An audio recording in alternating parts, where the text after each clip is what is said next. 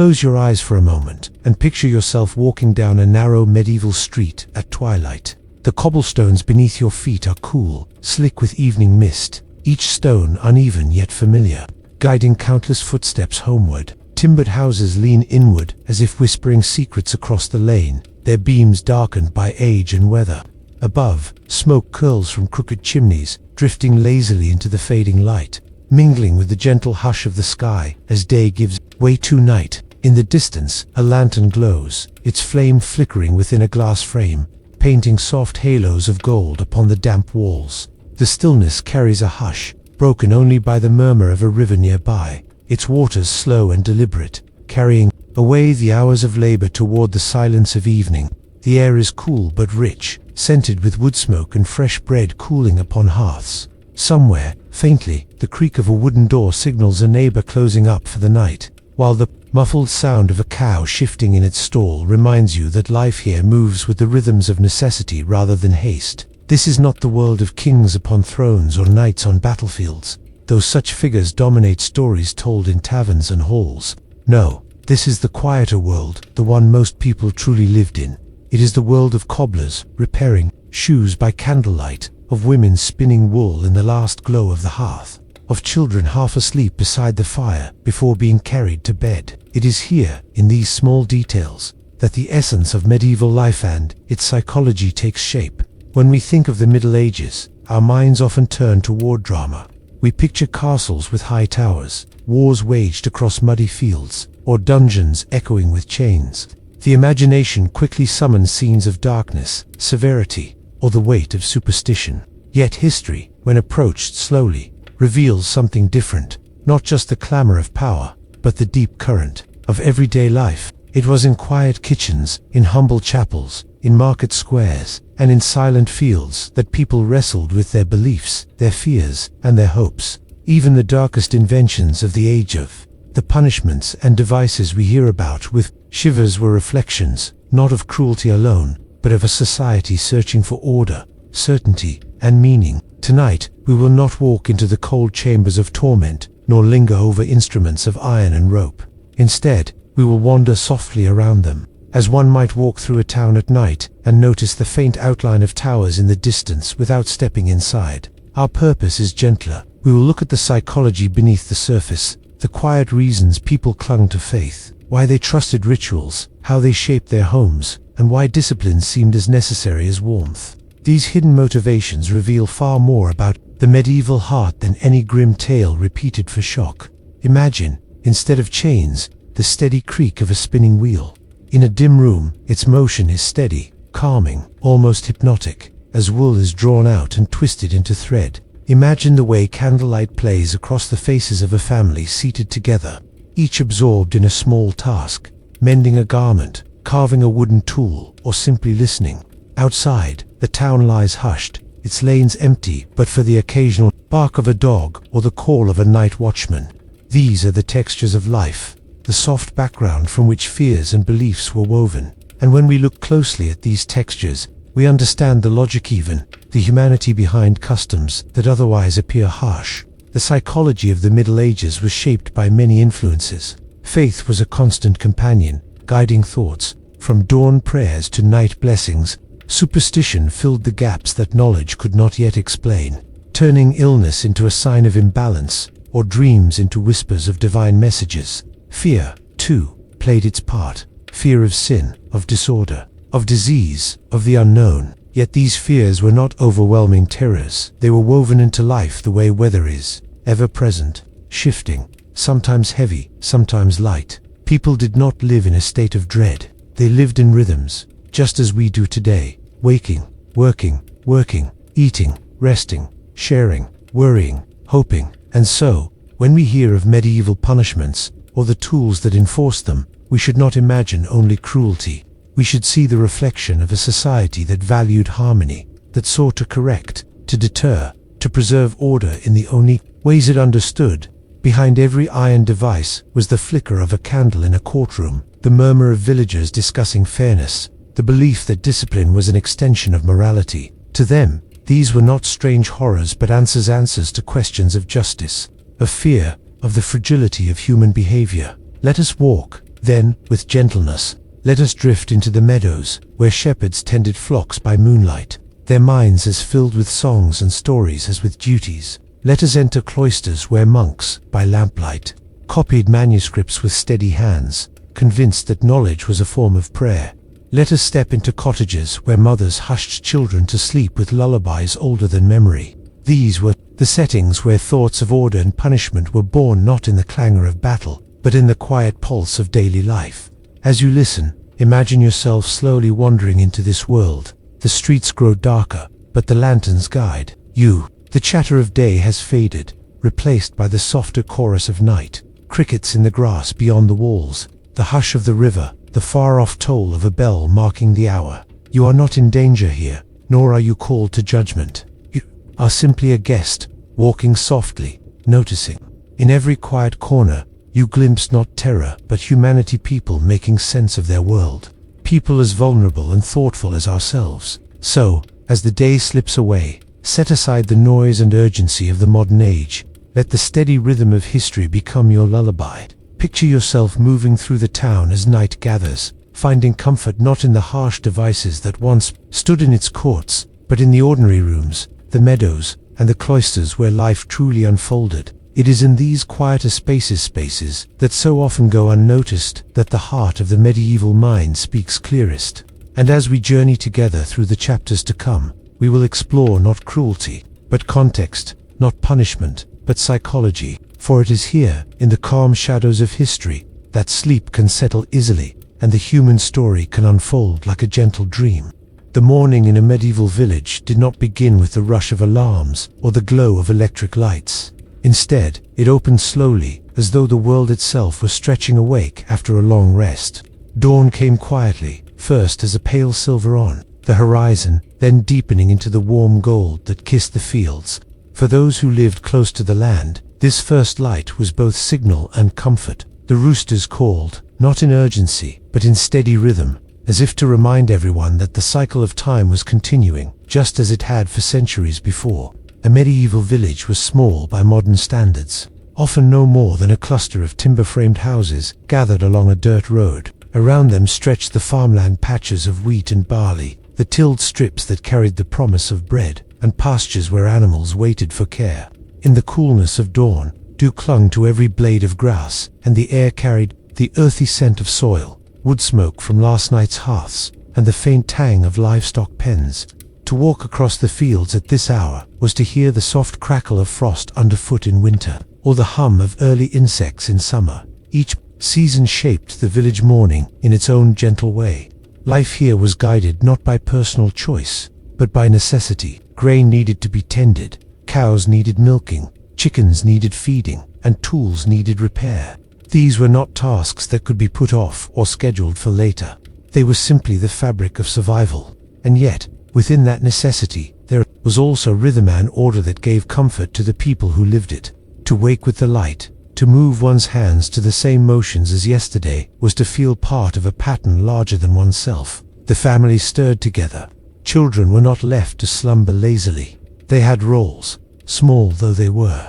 A boy might carry water from the well, his bare feet damp with morning dew. A girl might gather kindling for the hearth, or help mend torn linens with clumsy stitches under her mother's guidance. The parents, too, divided their tasks. A father checked his plough, ran his fingers along the handle worn smooth by years of use, while a mother kneaded dough prepared the night before, pressing her weight into the bread that would sustain them. Through the day, breakfast was simple. In many homes, it was nothing more than coarse bread dipped in ale or milk. On rare days, there might be cheese, or perhaps a bit of onion, or preserved meat. Yet even in its simplicity, the meal was more than supper. It was a moment of pause, when the family gathered in the quiet glow of the hearth before scattering into their duties. The bread, the ale, the warmth of the fire together, they reminded each person that they belonged to something steady and unbroken. Beyond the cottages, the fields awaited. Farming was not merely an occupation, it was the spine of medieval life. Each strip of land, marked and shared under the open field system, belonged to the community as much as to the individual. To tend one's field was also to uphold one's place among neighbors. The soil tied people together, just as surely as the church bell or the village well. And so, With morning light still soft on the horizon, men and women stepped into the furrows, hoes and sickles in hand, their motions unhurried but purposeful. What might strike us today as monotonous, the endless weeding, the bending, the threshing was, to them, a form of order. The body moved in rhythms that became second nature. The mind, soothed by this repetition, often wandered to prayers, small songs, or quiet thoughts. Many peasants began their day with simple words of blessing, not grand rituals, but murmured thanks for the chance to rise, to work, and to hope for harvest. Faith, woven into daily tasks, was less about ceremony than about presence. The psychology of these mornings lay in the comfort of repetition. Unlike the uncertainty of storms or sickness, these chores could be counted on. To milk a cow, to lead sheep to pasture, to sweep the cottage floorage was an anchor against the unknown. In this way, daily labor did not only provide food, it provided a sense of order and predictability. Life was harsh, yes, but it was also reliable in its cycles. And as the sun rose higher, light spread across the village lanes. Dogs barked, geese wandered, carts creaked as they were pulled toward the fields. Smoke lifted lazily from chimneys, marking each home like a quiet flag of survival. The air filled with the mingled sounds of work axes splitting wood, scythes slicing through grain, children laughing as they chased each other along the road. These sounds were not loud or frantic. They were steady, unhurried, as though the entire community breathed in rhythm with the earth. If one paused in the middle of a meadow at this hour, the beauty would not be in grand sights, but in small details. The glisten of dew, the sway of barley in the breeze, the simple pride on a farmer's face as he inspected his crop. These were the moments that rarely found their way into chronicles or tapestries, but they were the heartbeat of the medieval world. Even the tools reflected this quiet psychology. The wooden plow, heavy and creaking, was shaped not for speed, but for endurance. The hand sickle, simple and curved, was designed to cut steadily, not dramatically.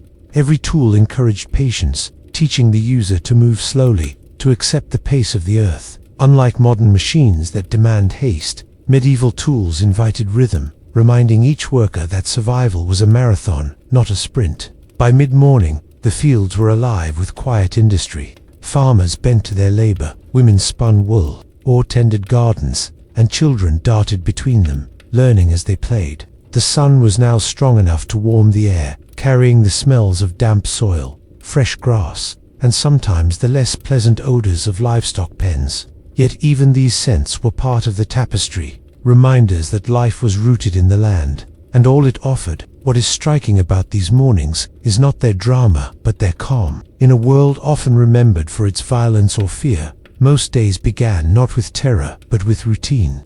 The psychology behind this lies in the human need for structure. To face a world where harvests might fail, where lords might tax, where illness might strike, people clung to the steady rituals of dawn. These acts did not erase hardship, but they framed it within a rhythm that gave meaning. And so, as the morning passed, time moved gently toward noon. The sun climbed, shadows shortened, and the fields continued to hum with effort. What began in silence now unfolded into steady life, each hour marked not by clocks, but by the angle of light and the calls of animals. Morning in a medieval village was not an event, but a state of being, a slow unfurling of labor, faith, and community beneath the open sky. When we think of the psychology of the Middle Ages, we may first imagine the harsh tools of punishment or the strict codes of law. Yet here, in the quiet of morning fields, we see another truth. The mind was shaped not only by fear but by rhythm, not only by discipline but by the comfort of repetition. To wake with the dawn, to share bread with family, to step into the soil, these were the rituals that gave meaning to life.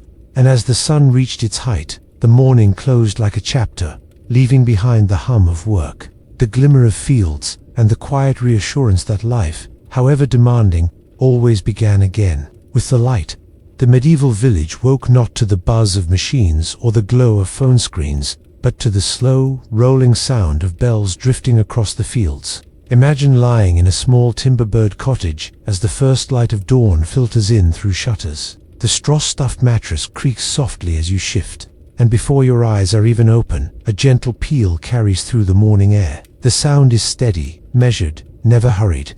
It does not shock you awake, but instead folds itself into your dreams until waking feels like a natural step forward, not an interruption. Bells were, in many ways, the heartbeat of the medieval world. They marked hours in villages where few owned clocks. They guided farmers, craftsmen, monks, and children alike, calling them to prayer, to labor, and finally to rest. Each note was more than sound. It was memory, order, and reassurance. In a time when life felt fragile, when seasons ruled harvests, when storms could undo months of work, when illness could strike without warning, the bell gave people a sense of certainty. Its voice, clear and unchanging, tied the day together with a thread that all could follow. As the sun climbed, the bells often rang again. Perhaps it was the chapel calling for morning prayer. Perhaps the village gathered briefly in silence, heads bowed, as smoke curled gently from chimneys and the day's fires grew stronger. For some, this was a holy act, binding them to faith. For others, it was simply the rhythm they had always known, part of the pattern that allowed life to feel steady, just as birds still sang in the hedgerows and rivers still moved toward the sea. The bells sounded because they always did, a part of the natural order of things. The role of bells extended far beyond the church door. They marked work as clear as they marked worship. A farmer might pause at noon, wiping sweat from his brow, hearing the distant notes that told him it was time to eat his bread and cheese. Children might come running at dusk, called home not by a parent's shout, but by the echo that floated across meadows. Each toll wrapped itself into the daily rhythm, so that people did not need to measure minutes, they only needed to listen. Even the sound itself carried meaning. A slow, low toll could signal solemnity, perhaps a funeral or a warning. A faster, higher series of peals might announce celebration, a wedding, or a feast. Villagers learned, without books or instruction, to understand the language of bells. Each variation spoke to them in tones as familiar as the voices of neighbors. What made these sounds so comforting was their shared nature. A candle could burn out in a single house, a fire could fall to ash, but the bell belonged to all. Rich or poor, child or elder, serf or freeman, all heard the same sound. It joined the community together in ways both practical and deeply emotional. To know that everyone paused at the same hour, heard the same note, and shaped their day by the same rhythm was to feel less alone. It was a communal heartbeat, spread across rooftops and rolling hills.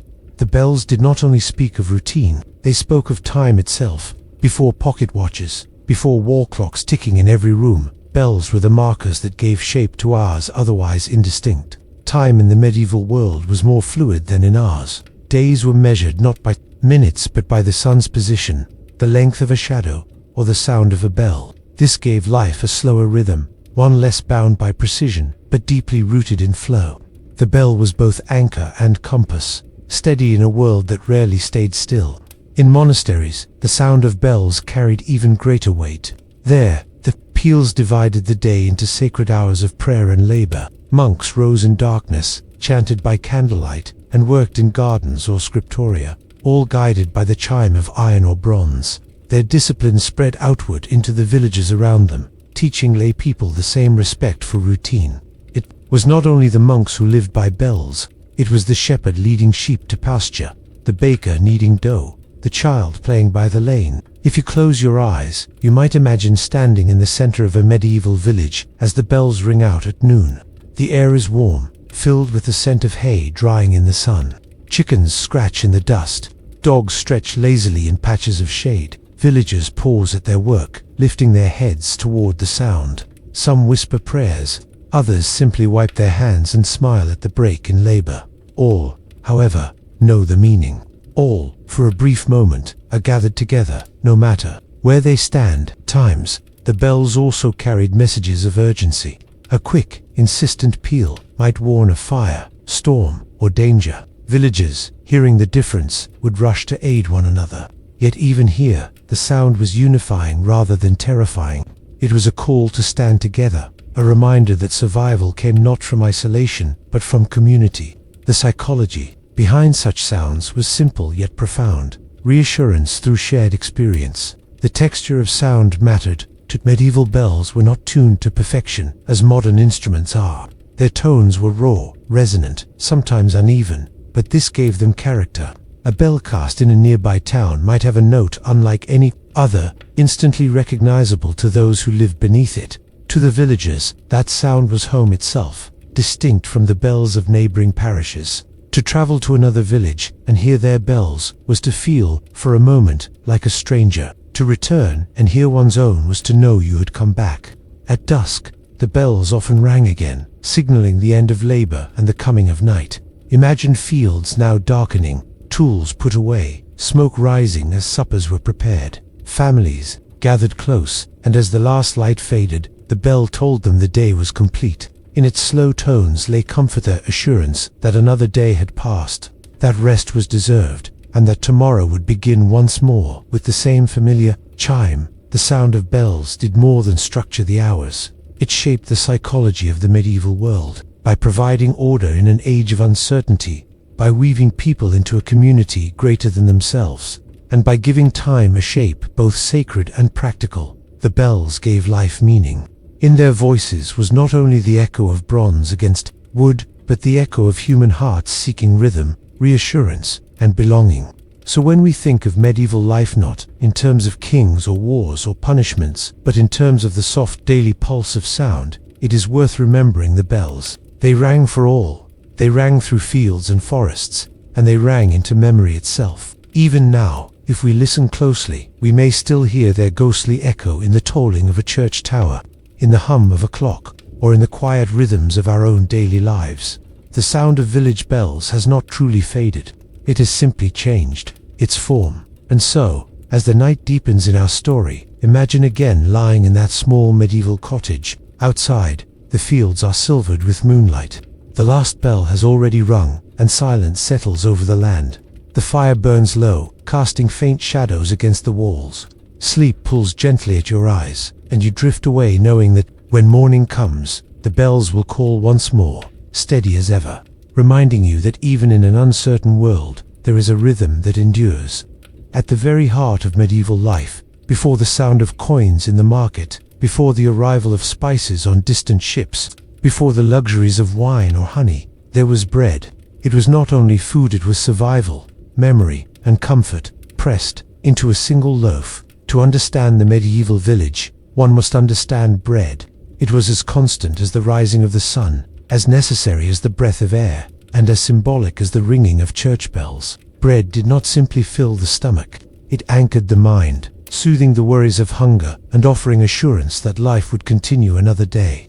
Imagine, for a moment, a medieval dawn. The rooster has crowed. A pale light seeps into the wooden beams of a peasant's cottage. Inside, a woman bends over a rough-hewn table. A bowl, heavy and worn smooth from years of use, is filled with flour, water, and perhaps a pinch of salt if fortune has been kind. Her hands, strong from labor, press and fold, turn and push. The dough beneath her fingers resists and yields, sticky yet alive. She kneads not only for herself, but for her family, for the children still curled in straw beds, for the husband who will soon take his plow to the fields. Each press of her palms is a promise that they will eat. The act of making bread was never rushed. The yeast must rise, the fire must be readied, the clay oven must warm. There was patience in the waiting, and in that patience lay an entire philosophy of sustenance. To bake bread was to trust time, to trust that waiting would yield nourishment, that labor would turn into reward, that tomorrow would be possible. The smell of baking bread was more than scent. It was reassurance drifting through the air, calming the anxieties of hunger, filling cottages with an invisible warmth. For the poor, this smell carried hope. For the wealthy, it carried pride. Whether coarse rye or fine white wheat, each loaf bore meaning beyond taste. It symbolized the effort of the earth and the labor of hands. Bread came in many forms, each tied to class and circumstance. The peasant's loaf was dark and heavy, made from rye, barley, or oats. Sometimes it was mixed with beans, peas, or even ground acorns when harvests were poor. It filled the stomach but could be sour, coarse, and difficult to chew. Yet it was beloved for one reason: it kept people alive. To break such bread was not a feast but a necessity, a steadying of the body against fatigue. For nobles and clergy, bread told another story. Their loaves were light and white, made of wheat sifted fine. Such bread was prized not only for taste, but for symbolism. White bread was purity, refinement, status. To serve it was to proclaim wealth and power, to remind all who saw it that here sat privilege. Thus, bread was not simply food, but a language of hierarchy. On a single table, the difference between dark rye and soft wheat declared the invisible walls of society. Yet, despite differences, bread was universal. It crossed every household, every feast, every fast. It was eaten plain with cheese, soaked in broth, torn to share, or dipped in ale. Even when meat was scarce, even when vegetables failed, bread remained. For this reason, it carried enormous psychological weight. A loaf on the table meant security. An empty board meant fear. Bread was the visible proof that labor, plowing, sowing, harvesting, grinding, kneading had not been in vain. Scarcity was felt most sharply in its absence. During times of poor harvest or war, when granaries emptied, bread became the measure of suffering. Riots often began, not over gold, but over loaves. A crowd denied bread was a crowd that tasted despair. Chronicles record such times vividly. Mothers weeping over children who begged for crumbs. Fields stripped bare, ovens cold and silent. It was not only the body that starved, it was the spirit, robbed of its daily reassurance. To share bread, then, was one of the greatest gestures of kindness. Hospitality often began with the breaking of a loaf. A stranger at the door might be offered a piece of bread long before anything else. In monasteries, where silence ruled, the passing of bread from hand to hand spoke louder than words. In villages, neighbors sometimes lent flour or a loaf in hard times, knowing that tomorrow they too might need the same favor. Bread bound communities together as much as bells or markets. The psychology of sustenance rested heavily on ritual. Baking was not only about food, but about rhythm. The cycle of kneading, waiting, and baking mirrored the greater cycles of life and season. Grain planted in spring, harvested in autumn, ground in mills, and baked in ovens created a continuity that reassured villagers that life still moved in order. Bread was not chaotic, it was predictable. And in an age of disease, war, and uncertainty, predictability was a form of comfort. Bread was also entwined with religion. In Christian Europe, the symbolism of bread reached its highest meaning in the Eucharist, where it represented the body of Christ. Every Mass, every communion, reminded worshippers that bread was more than grain, it was spiritual sustenance. Thus, the loaf on the table at home echoed the sacred bread of the altar, linking the hunger of the body to the hunger of the soul. In this way, bread was never merely physical. It was moral, emotional, and divine.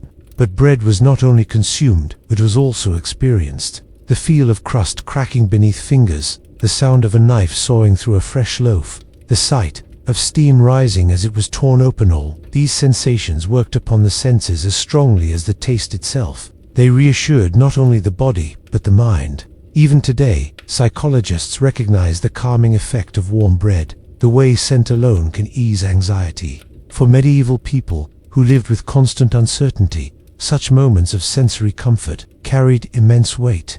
Bread also defined relationships with power. Lords sometimes distributed loaves to villagers as gestures of generosity, binding loyalty. Conversely, when rulers hoarded grain or taxed it heavily, resentment grew quickly.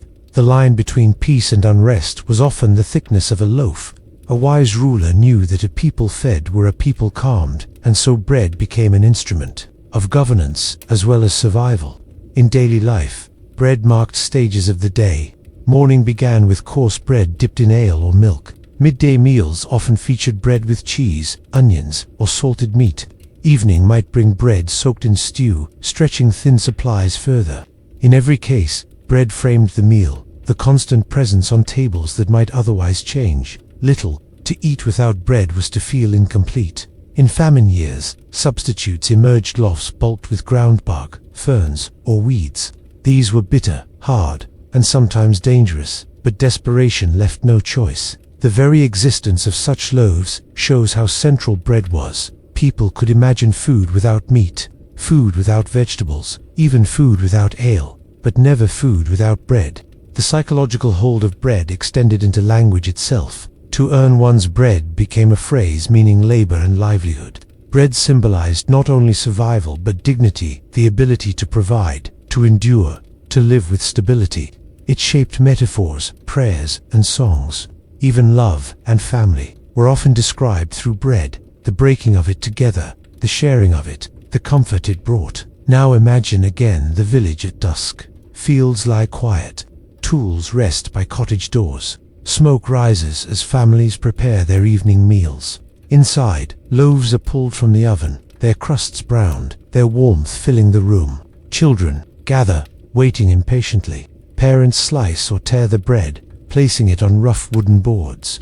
As each person takes their piece, the day's struggles soften, hunger recedes, anxiety quiets. In that moment, bread is more than food, it is peace. Bread was, in its essence, the psychology of sustenance. It reassured through repetition, through smell and taste, through the knowledge that as long as bread was present, life could continue. It symbolized labor rewarded, community sustained, faith upheld. In its absence, fear and unrest grew. In its presence, hearts found calm. So when we look back upon medieval life, amid castles and battles, sermons and markets, let us not forget the simple loaf, for it was bread coarse or fine, plain or holy, that held villages together, soothed minds, and reminded each person that tomorrow was possible. More than a meal, bread was survival itself, wrapped in crust and crumb, shaped by hands that trusted in earth, fire, and time. In the great sweep of medieval life, marked by cathedrals towering above towns, castles looming on hilltops, and battles echoing across valleys, there was a quieter, humbler space that carried just as much importance: the cottage. Modest, often a single room with a thatched roof and rough timber walls, it might appear plain when compared to stone fortresses or cloisters of monks. Yet for those who lived within, it was everything.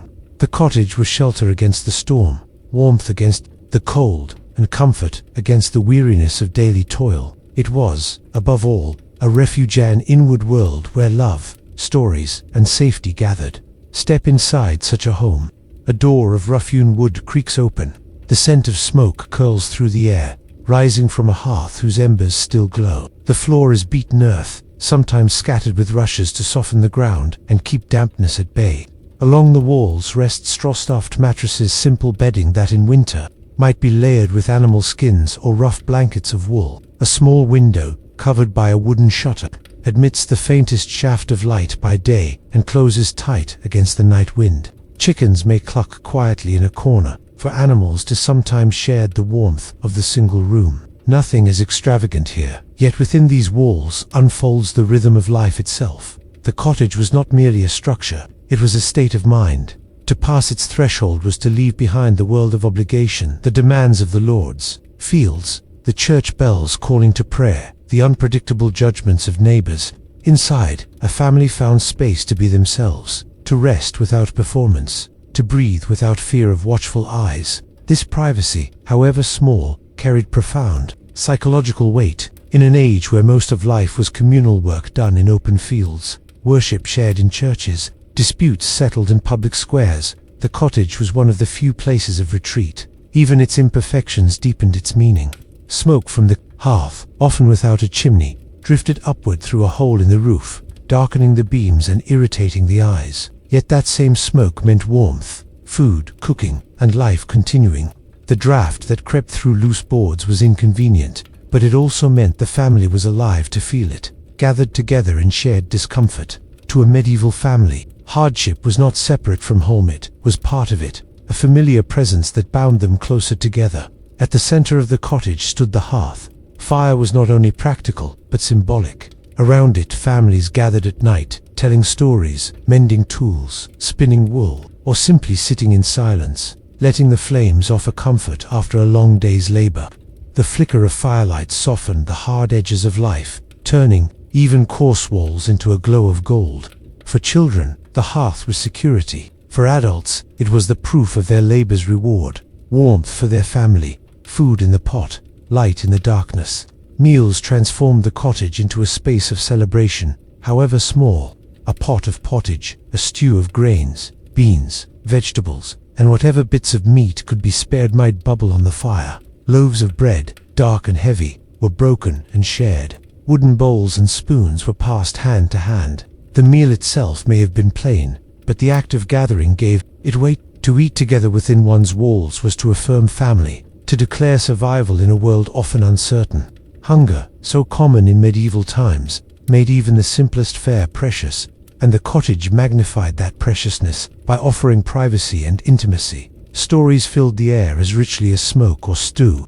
Parents recounted old tales, legends of saints, whispers of fairies, or family histories that linked the living to ancestors. Children listened wide-eyed, their imaginations stretching beyond the cottage walls even as their bodies remained safe within them. Storytelling was more than amusement. It was inheritance, reassurance, and escape. The cottage, in this way, was both cradle and classroom, nurturing minds as well as bodies.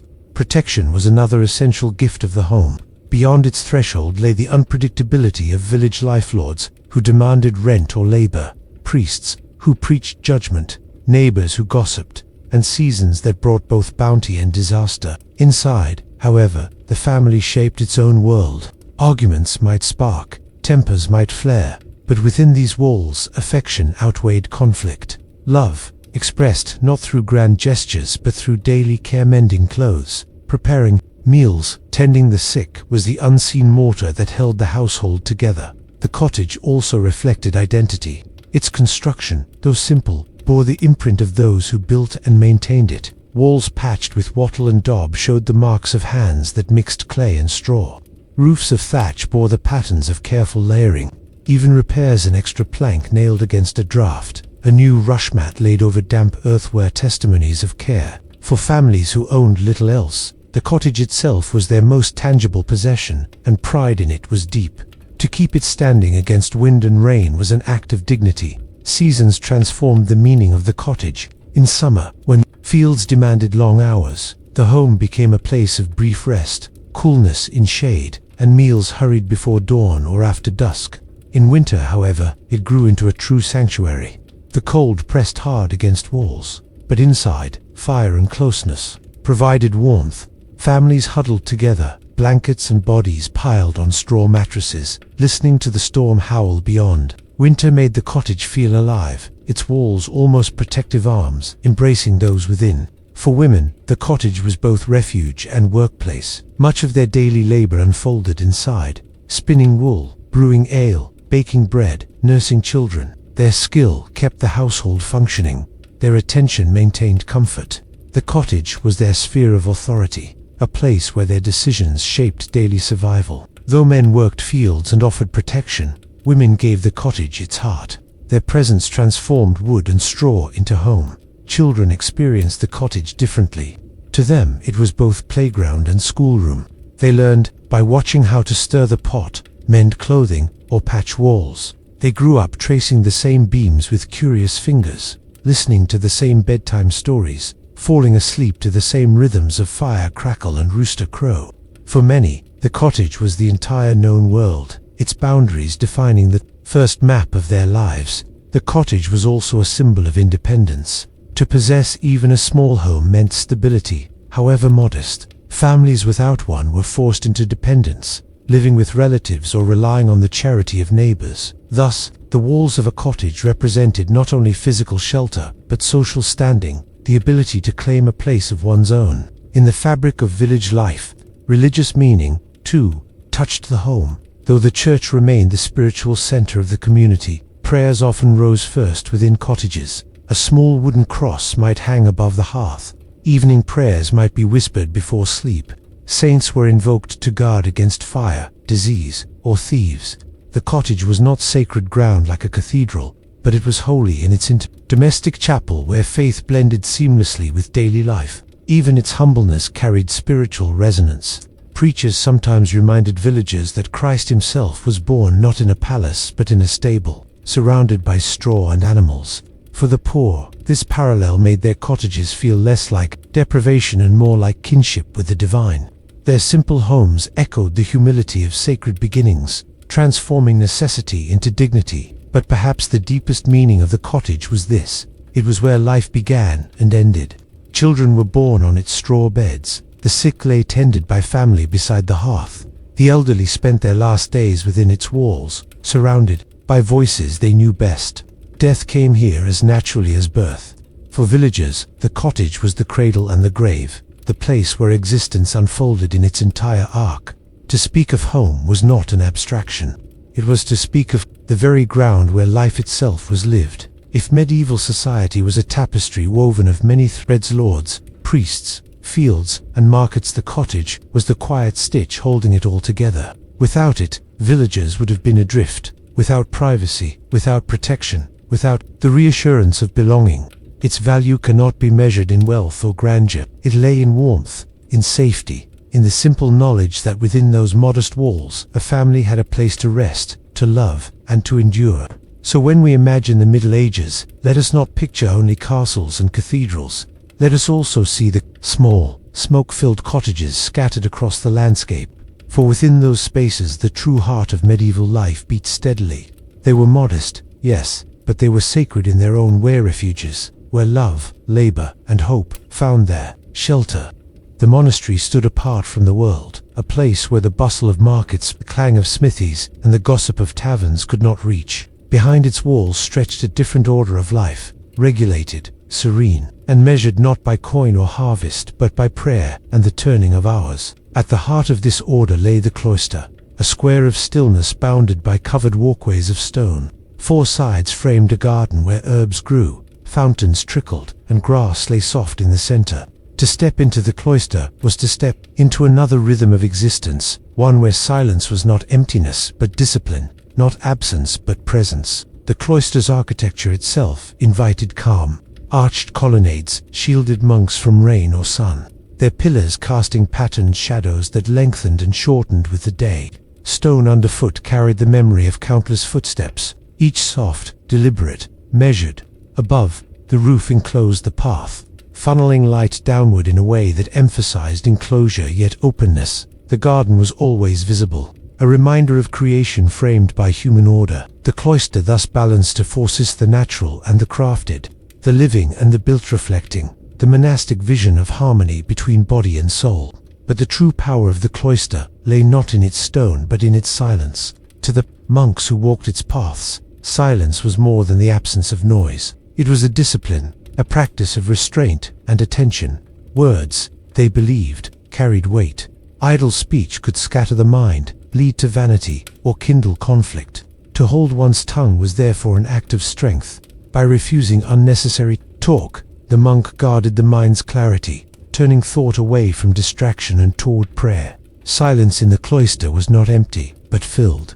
It was filled with the rhythm of footsteps, the murmur of fountains, the rustle of leaves, the soft call of birds in the garden. These sounds were not interruptions, but companions, reminders that creation itself whispered continually. Where the village outside buzzed with commerce and chatter, here the soundscape was paired to essentials, allowing monks to hear their own thoughts more clearly. For them, silence was the medium through which God's voice might be discerned.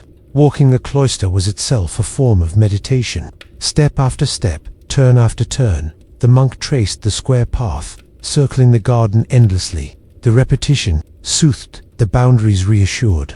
Unlike the uncertainty of the outer world, where fortunes shifted and conflicts erupted, the cloister offered constancy. Its unchanging form mirrored the stability monks sought within their souls.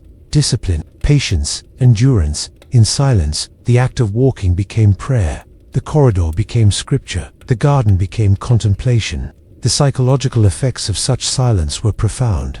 In an age when most people lived in noisy, communal environments, cottages, busy fields, bustling markets, the cloister's hush was extraordinary. For monks, it created an interior space where emotions could be examined, desires cooled, fears tempered, anger, sharpened by words, dulled in quiet, pride, fed by conversation, starved without an audience. Even loneliness softened when silence became shared. Four monks walked together in quiet, their fellowship expressed through presence rather than speech. This discipline was not easy. Human beings are creatures of words, accustomed to filling space with sound. To surrender that instinct required training and endurance. Novices often struggled, their tongues itching with unspoken comments, their minds wandering restlessly in the hush. But over time, silence reshaped them. Like a river wearing down stone, it smoothed the roughness of impatience and made room for deeper reflection. Silence became not a burden but a comfort, something to miss when broken. The cloister also shaped memory. Monks were trained to meditate on scripture, sometimes repeating a single verse in their minds for hours. In silence, the words of Psalms and Gospels took root more deeply, echoing within without interruption. The architecture itself aided this practice. The repeating arches and geometric design mirrored the ordered structure of monastic thought, reinforcing discipline through environment. The cloister became both page and prayer, a physical scripture, written in stone. Beyond prayer, the silence of the cloister carried social value. By curbing speech, monasteries reduced the conflicts that often troubled secular communities. Gossip could not spread if tongues were restrained. Insults could not be hurled if lips were sealed. Misunderstandings dwindled when few words were exchanged. In this way, silence fostered peace. It did not eliminate tension, but it muted it, allowing disputes to fade rather than flare. The cloister's hush thus preserved harmony not only within the soul but among the brothers. At times, however, silence could also be heavy. It demanded confrontation with oneself. In the absence of chatter, a monk faced his own doubts, temptations, and fears. The cloister became a mirror where the soul could not hide. For some, this was purifying. For others, it was difficult, even painful. Yet the monastery's structure turned even this struggle into discipline. Silence taught endurance, courage, and trust, qualities as valuable as knowledge or skill. The garden at the center of the cloister symbolized paradise restored, Eden glimpsed in miniature. Here herbs grew not only for medicine but for meditation. Their scents, lavender, sage, rosemary, mingled with the dampness of stone, offering both healing and memory. A fountain might burble at the center, its flowing water reminding monks of baptism, purity, and renewal. The garden's quiet fertility contrasted with the austerity of the stone walkways, representing life flourishing within restraint. The cloister thus embodied balance, silence surrounding growth, discipline nurturing life. Visitors to monasteries often marveled at the hush of the cloister. Two nobles accustomed to courts filled with intrigue, or peasants used to noisy villages. Its quiet seemed otherworldly. Some described it as unsettling, others as sublime. Yet for monks, it was simply home. They did not view silence as absence, but as fullness, not as void, but as presence. It was here that they felt most themselves, stripped of distraction, attuned to eternity. The cloister's discipline extended beyond its walls. Monks carried silence into their daily tasks, copying manuscripts, tending gardens, brewing ale, illuminating texts. Their labor was done with minimal words, each action performed with focus. This gave their work a unique intensity, concentration honed by quiet. Books they copied bore not only ink but the imprint of silent devotion. The gardens they cultivated thrived under a tension unbroken by chatter.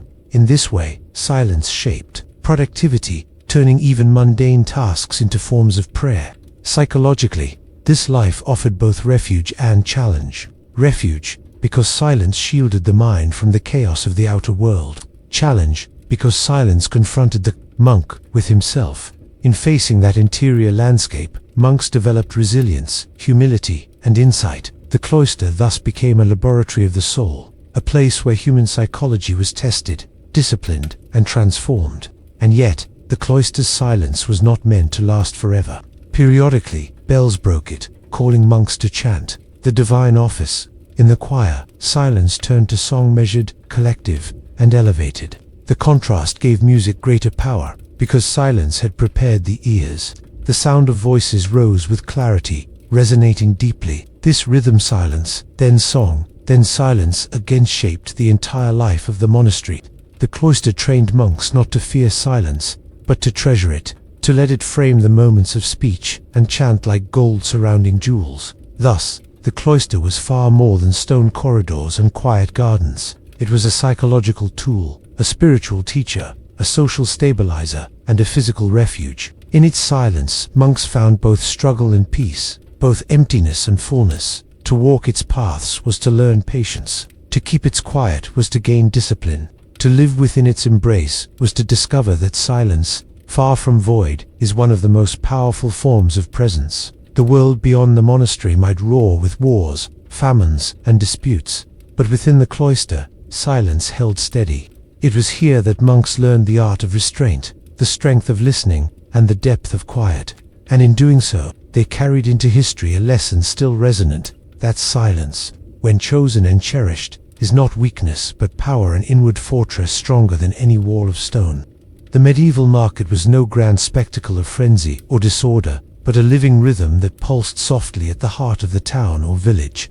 If the monastery cloister embodied silence and restraint, then the market embodied sound and exchange, a roar of chaos, but a steady hum of voices woven together into a familiar and comforting chorus. To step into the square on market day was to step into a space of shared humanity, where every sense was engaged, and where belonging was affirmed in countless subtle ways. The setting was often modest, yet never without character. At the center of most towns lay a square, sometimes paved in cobbles, sometimes little more than packed earth.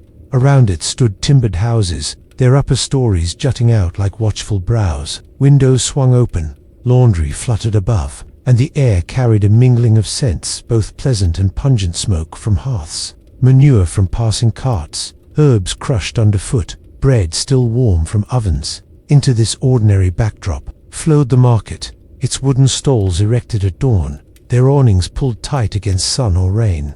Merchants arrived early, some from the surrounding countryside, others from farther afield. A farmer might bring baskets of apples or onions, their skins dusted with soil from that morning's harvest. A fisherman might haul in salted herring or fresh eels glistening in the light. From more distant places came cloth dyers with bolts of color, tinkers with pots and tools, spice sellers with mysterious powders sealed in little jars. Each stall carried not only goods, but stories of journeys taken, fields tended, seas braved. And yet, for all this variety, the pace of the market was gentle. Transactions were rarely swift exchanges of coin.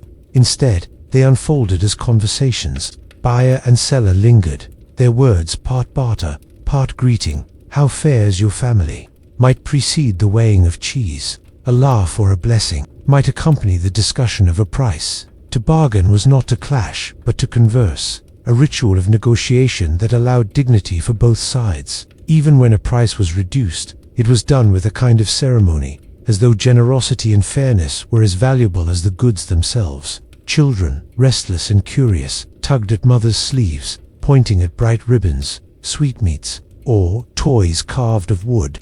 Dogs padded about, tails wagging, noses busy among the straw. The market was not merely commerce, it was theater, playground, school, and sanctuary. Here, children learned the art of social exchange by watching adults bargain. Here, young men and women stole glances across stalls. Here, the elderly found company, their presence honored simply by joining the slow rhythm of greetings and blessings. The sounds of the market were layered and rich. Voices rose and fell like waves. A merchant calling out his wares, a woman laughing with her neighbor, a boy shouting as he darted between legs. Beneath it all was the steady, low chorus of many conversations at once. Unlike the noise of a battlefield or the clamor of a city gate, this hum soothed rather than jarred. It told the listener that life was stable, that exchange was ongoing, that community endured.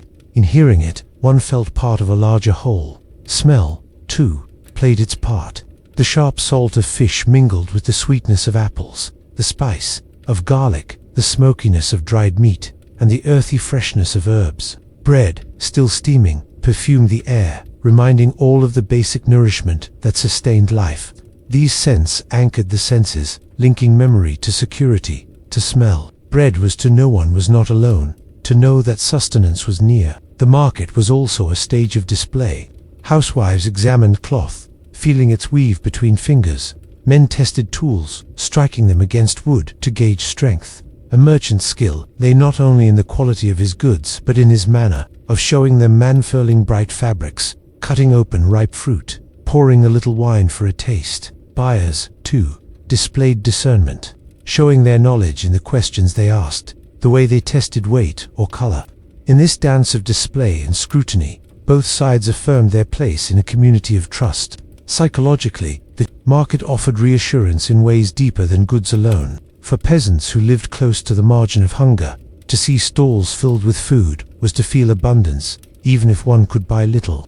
For widows or elderly villagers, to walk the market square was to feel part of the social body, their presence acknowledged by nods and greetings. For the poor, the market was a place where generosity sometimes surfaced, a loaf of bread given at half price, a handful of herbs slipped in with the purchase. Here, one's worth was not measured solely in coin, but in belonging. The market also reinforced memory and continuity. Families returned to the same sellers week after week, building relationships over years. A cheese seller might know the preferences of a household, saving aside a certain wheel. A cloth merchant might recall a girl from childhood, now grown, and offer fabric for her wedding gown. These small continuities stitched together lives, weaving commerce with memory and trust. At the same time, the market connected the local with the distant. Through it flowed goods from far places, salt from mines, spices from the east, wines from southern vineyards. A villager handling peppercorns might never see the seas they had crossed, yet holding them connected him to a world far larger than his village. The market thus opened horizons, suggesting that one's small life was touched by distant lands and unseen hands. Yet, for all its connection to faraway places, the market was grounded in the immediacy of face-to-face exchange. There were no contracts beyond a handshake, no anonymity as in later economies. Buyer and seller saw each other's eyes, read each other's expressions, gauged honesty in posture and tone. Trust was the invisible currency of the market, and it was earned through presence and repetition. To cheat once was to lose customers for years. To deal fairly was to ensure both livelihood and honor. This face-to-face rhythm shaped psychology deeply in a world without modern isolation, where survival depended on networks of mutual aid. The market affirmed bonds of interdependence. To walk the square was to be seen, and to be seen was to exist securely within the fabric of community. The poor man greeting the baker, the widow nodding to the cloth seller, the child recognized by name. Each exchange reinforced the message, "You belong here." The market was also a site of stories. News traveled on the breath of merchants. A war in a distant land, a new decree from a lord, the death of a bishop might be first heard in the market square. Gossip, too, flourished, though in the gentle way of shared curiosity rather than malice. These stories knit the village to the broader world, reminding its people that they were part of a larger, unfolding history. For women, especially, the market carried significance. Often excluded from councils or courts, women found in the market a stage 4 agency. They sold produce, managed household purchases, and exercised skill in bargaining. Their presence was strong, their voices among the hum that shaped the square's atmosphere. Children clustered around them, learning through watching. In this way, the market was a school of practical wisdom, a place where generations learned resilience, calculation, and sociability. Even in times of scarcity, when harvests failed or wars loomed, the market retained symbolic power. Its hum, though quieter, reassured villagers that life continued. A handful of stalls, a few baskets of apples, a small stack of firewood, these were enough to maintain the rhythm. The very act of gathering was itself a victory over fear, a declaration that community endured despite hardship. As twilight approached, the market slowly dissolved. Stalls were dismantled, goods packed into carts, unsold produce gathered. The hum faded into softer voices, laughter trailing away, footsteps carrying villagers back to their homes. Yet the memory of the market lingered, carried in baskets of bread, in jars of honey, in bolts of cloth. More than goods, people carried home the reassurance of community, the comfort of belonging, the memory of abundance shared. Thus, the medieval market was more than an economic mechanism. It was a psychological anchor, a social glue, a cultural stage. In its gentle hum resided the sound of life itself, not frantic, not violent, but steady, warm, and human. It reminded all who entered that life was sustained not only by bread and fish, but by greeting and laughter, by trust and continuity. To belong to the market was to belong to the community, and to belong to the community was to know that one's life, however modest, was woven into a larger whole. In the end, the market's greatest gift was not its goods, but its hum, the low, steady chorus that told every soul, "You are not alone."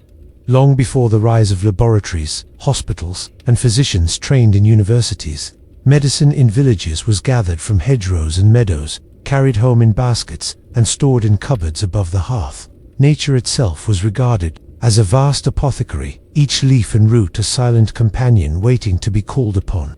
In the quiet rhythm of rural life, herbs were more than plants. They were symbols of continuity, of care passed down through memory and ritual. to walk in fields at dawn, duetting the hem of a dress, basket in hand, was to walk into a living pharmacy that whispered promises of healing to those who listened.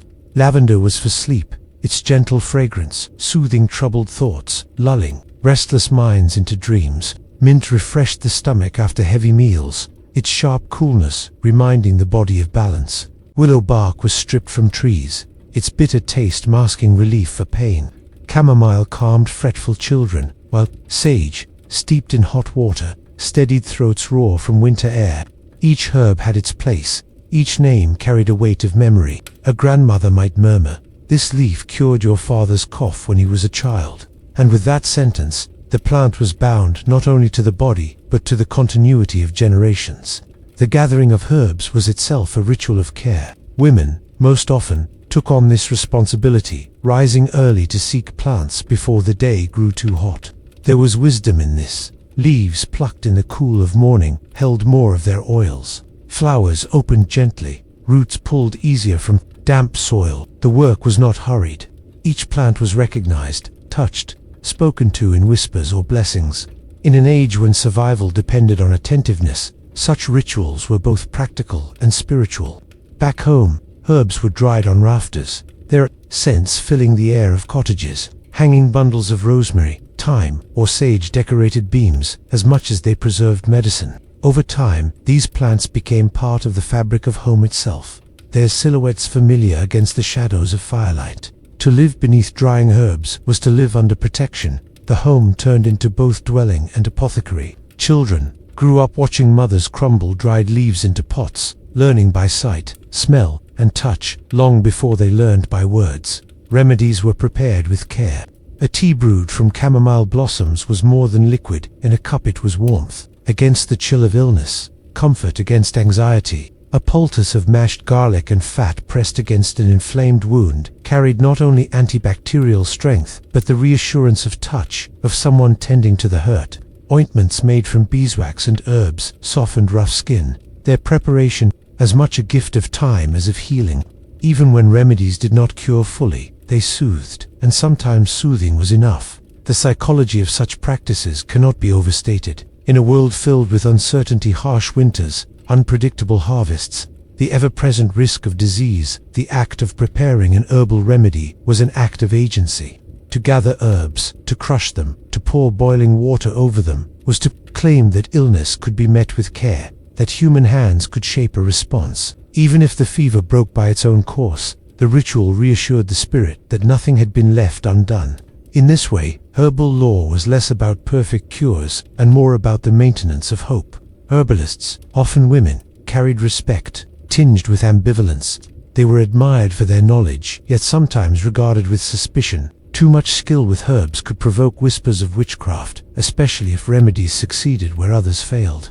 Yet in most villages, such women were indispensable. They were the ones neighbors sought when a child's cough lingered, when childbirth approached, when joints swelled with age. Their wisdom was remembered in recipes, charms, and sayings, half practical, half poetic. Sage for wisdom, rosemary for remembrance, they would say, binding meaning into medicine. The passing down of herbal lore was rarely through books. Literacy was limited, and the plants themselves were the true text. Knowledge was conveyed by gesture and repetition. A mother placing her daughter's hand on a leaf, showing her how to smell, how to crush, how to distinguish one plant from another by the serration of a leaf or the color of a stem. Words supplemented this learning, but it was the body, the nose, the eyes, the fingers that carried memory forward.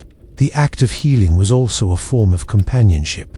To tend to the sick meant to sit beside them, to bring water, to murmur words of encouragement, to hold a hand as teas was sipped slowly. In such moments, healing was as much about presence as about plants. The psychological comfort of being cared for, the knowledge that one's suffering was shared, that others noticed and responded, was itself a medicine.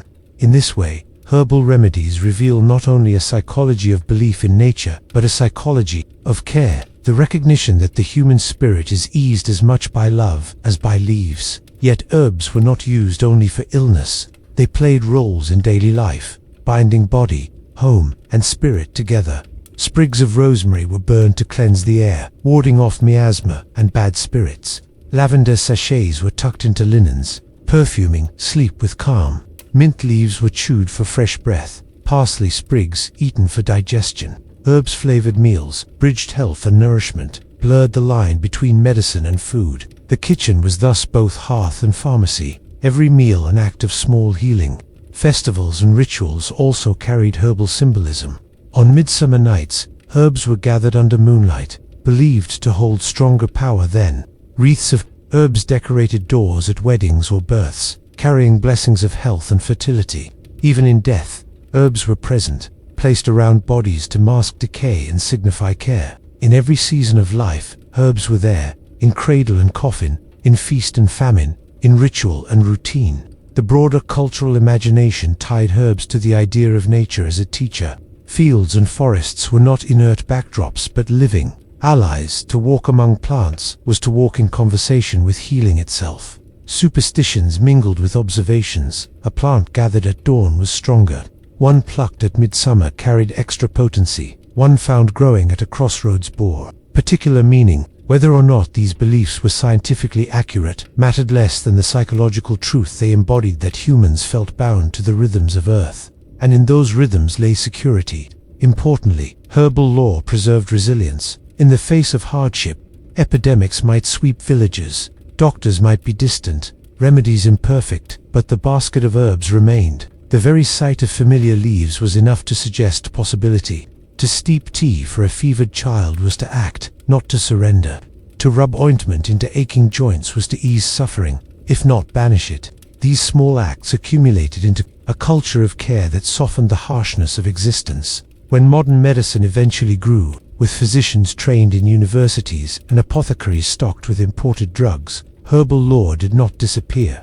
Instead, it lingered, folded into memory. Villagers still brewed teas, still placed lavender under pillows, still burned herbs for cleansing. Scientific progress could not erase the emotional truth that herbs carried, that healing is as much about ritual and care as it is about cure.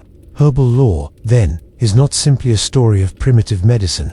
It is a story of how humans wove meaning into daily acts of survival, how they turned fields and gardens into sources of comfort, how they infused ordinary leaves with extraordinary hope. The plants soothed bodies, yes, but they also soothed spirits, reminding communities that healing was always possible, even if imperfect. To imagine a medieval home without herbs is to imagine it stripped of its texture, the bundles drying above, the jars of powders on shelves, the teas steeping in clay mugs.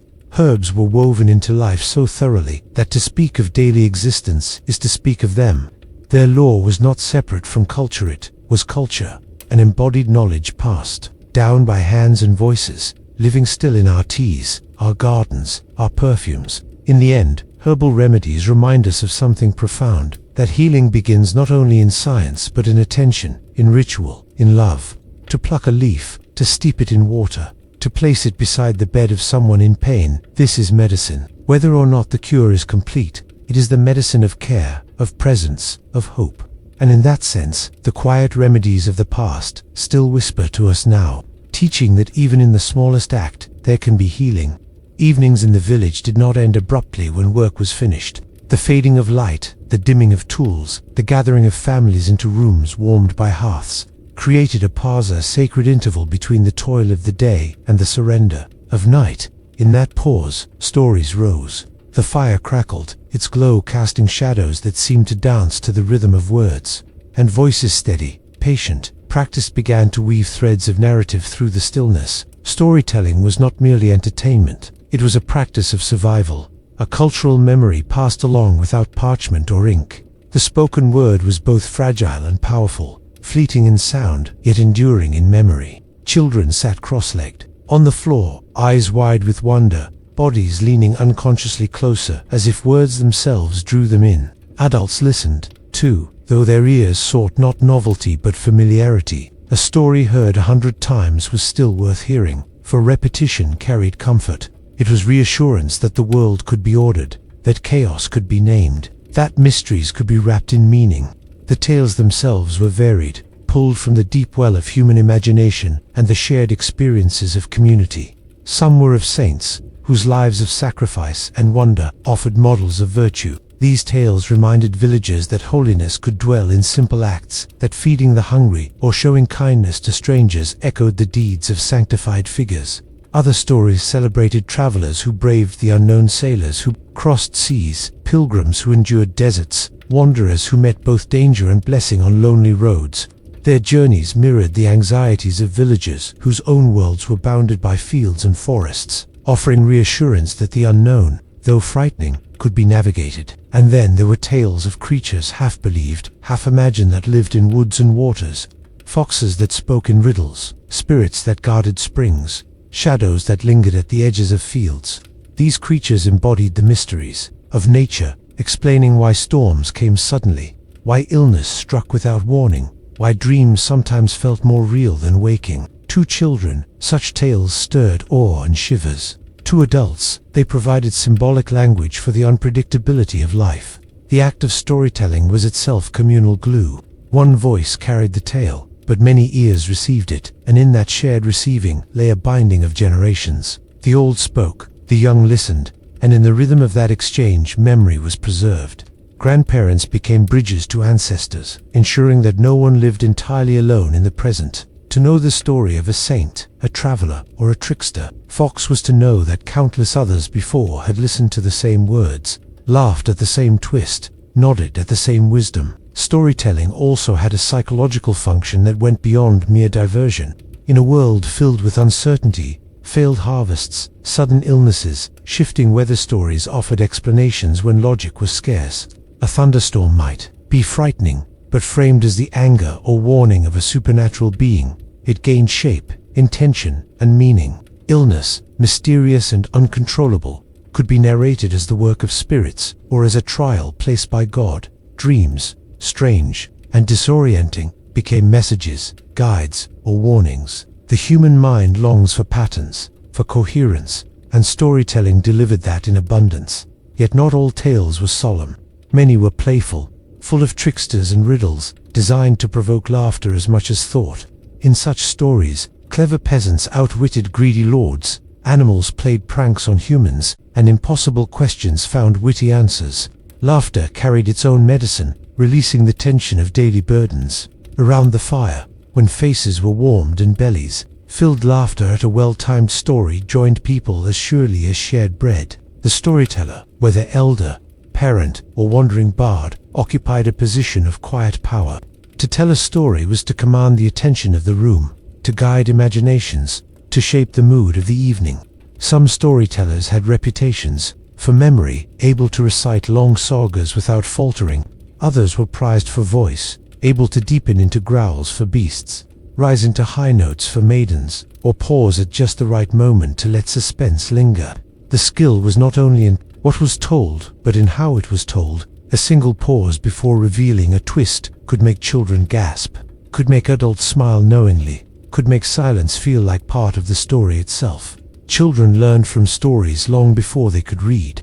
Morality was not abstract, but embedded in narrative. A tale of generosity rewarded or greed punished carried lessons that sank deeper than commandments recited. In play, children repeated fragments of stories, acting out battles, pretending to be saints or tricksters, keeping the tales alive in miniature dramas of their own. Thus, storytelling shaped not only memory but imagination, giving children a repertoire of roles and possibilities to inhabit. For adults, stories reaffirmed values and identity.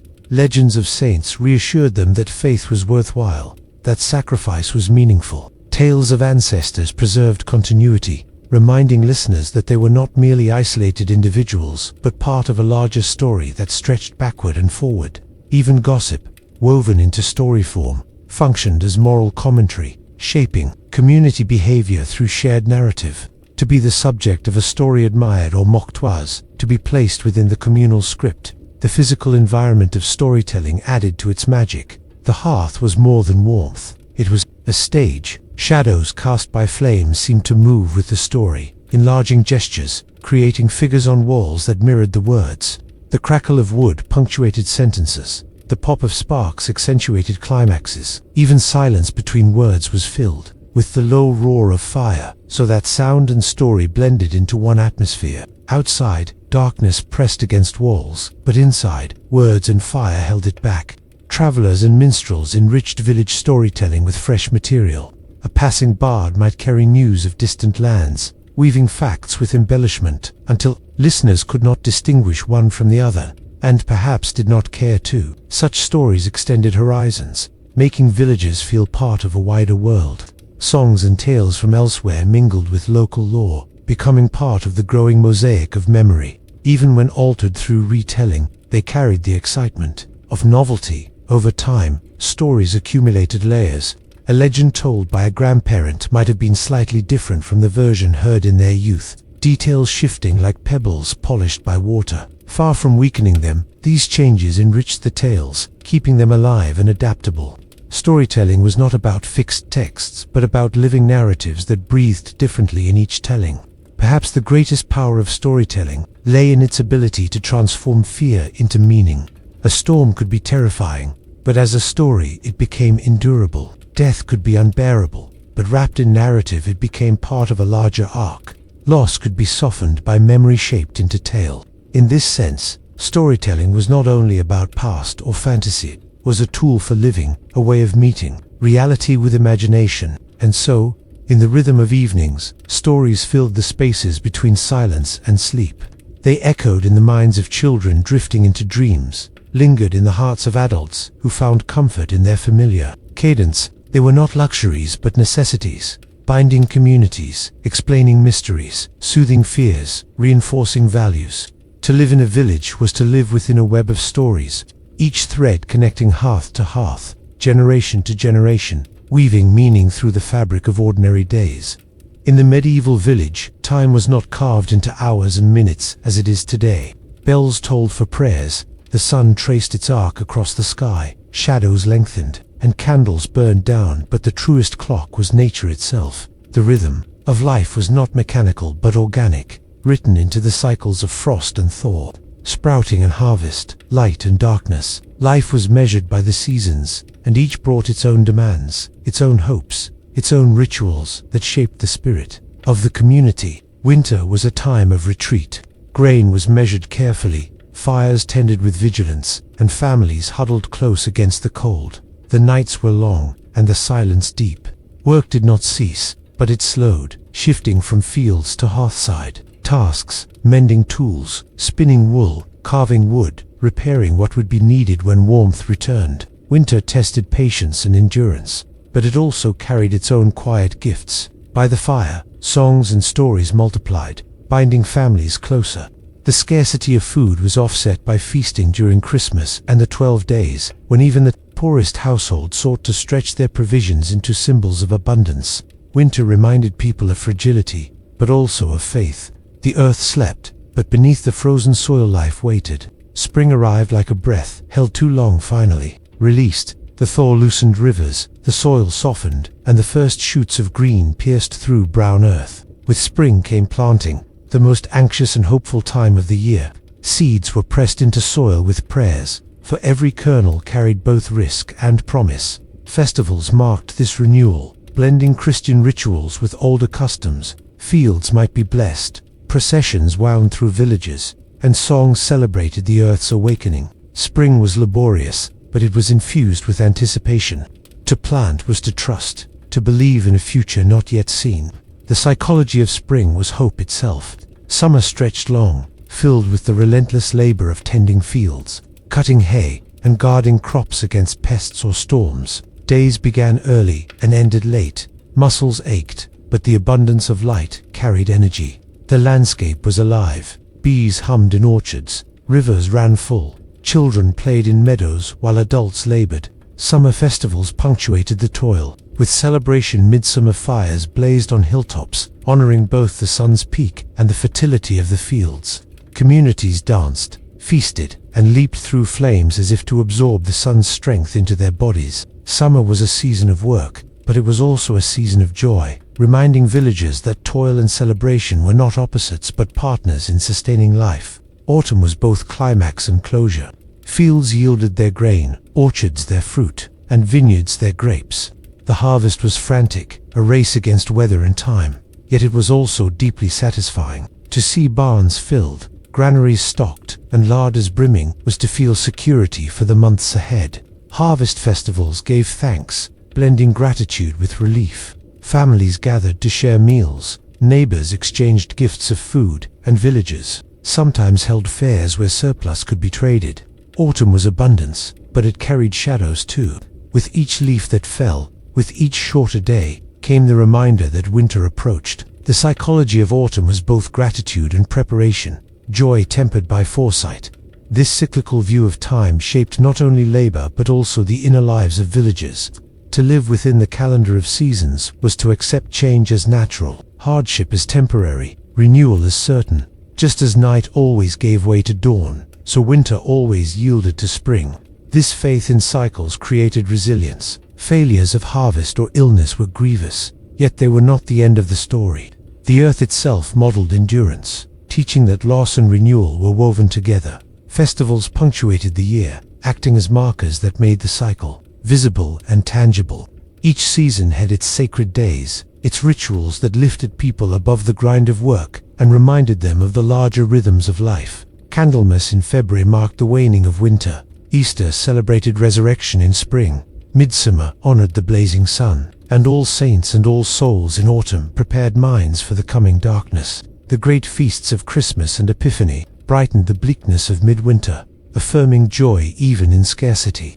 These festivals gave shape to time, transforming repetition into meaning. Psychologically, the seasons taught patience. In an age without refrigeration, instant communication, or artificial abundance, people could not rush nature. Grain ripened when it ripened, lambs were born when they were born, and rivers thawed only when frost released them. Waiting was woven into daily life. The planting of seeds, the watching of skies, the tending of orchards all required trust in forces beyond one's control. This patience was not passive resignation, but an active form of resilience, the capacity to endure uncertainty. With faith in renewal, the turning of the seasons also cultivated gratitude. Modern life, with its abundance and insulation from nature's extremes, often dulls awareness of provision. But in medieval villages, every loaf of bread, every jar of preserved fruit, every candle of beeswax was visibly tied to the year's labors.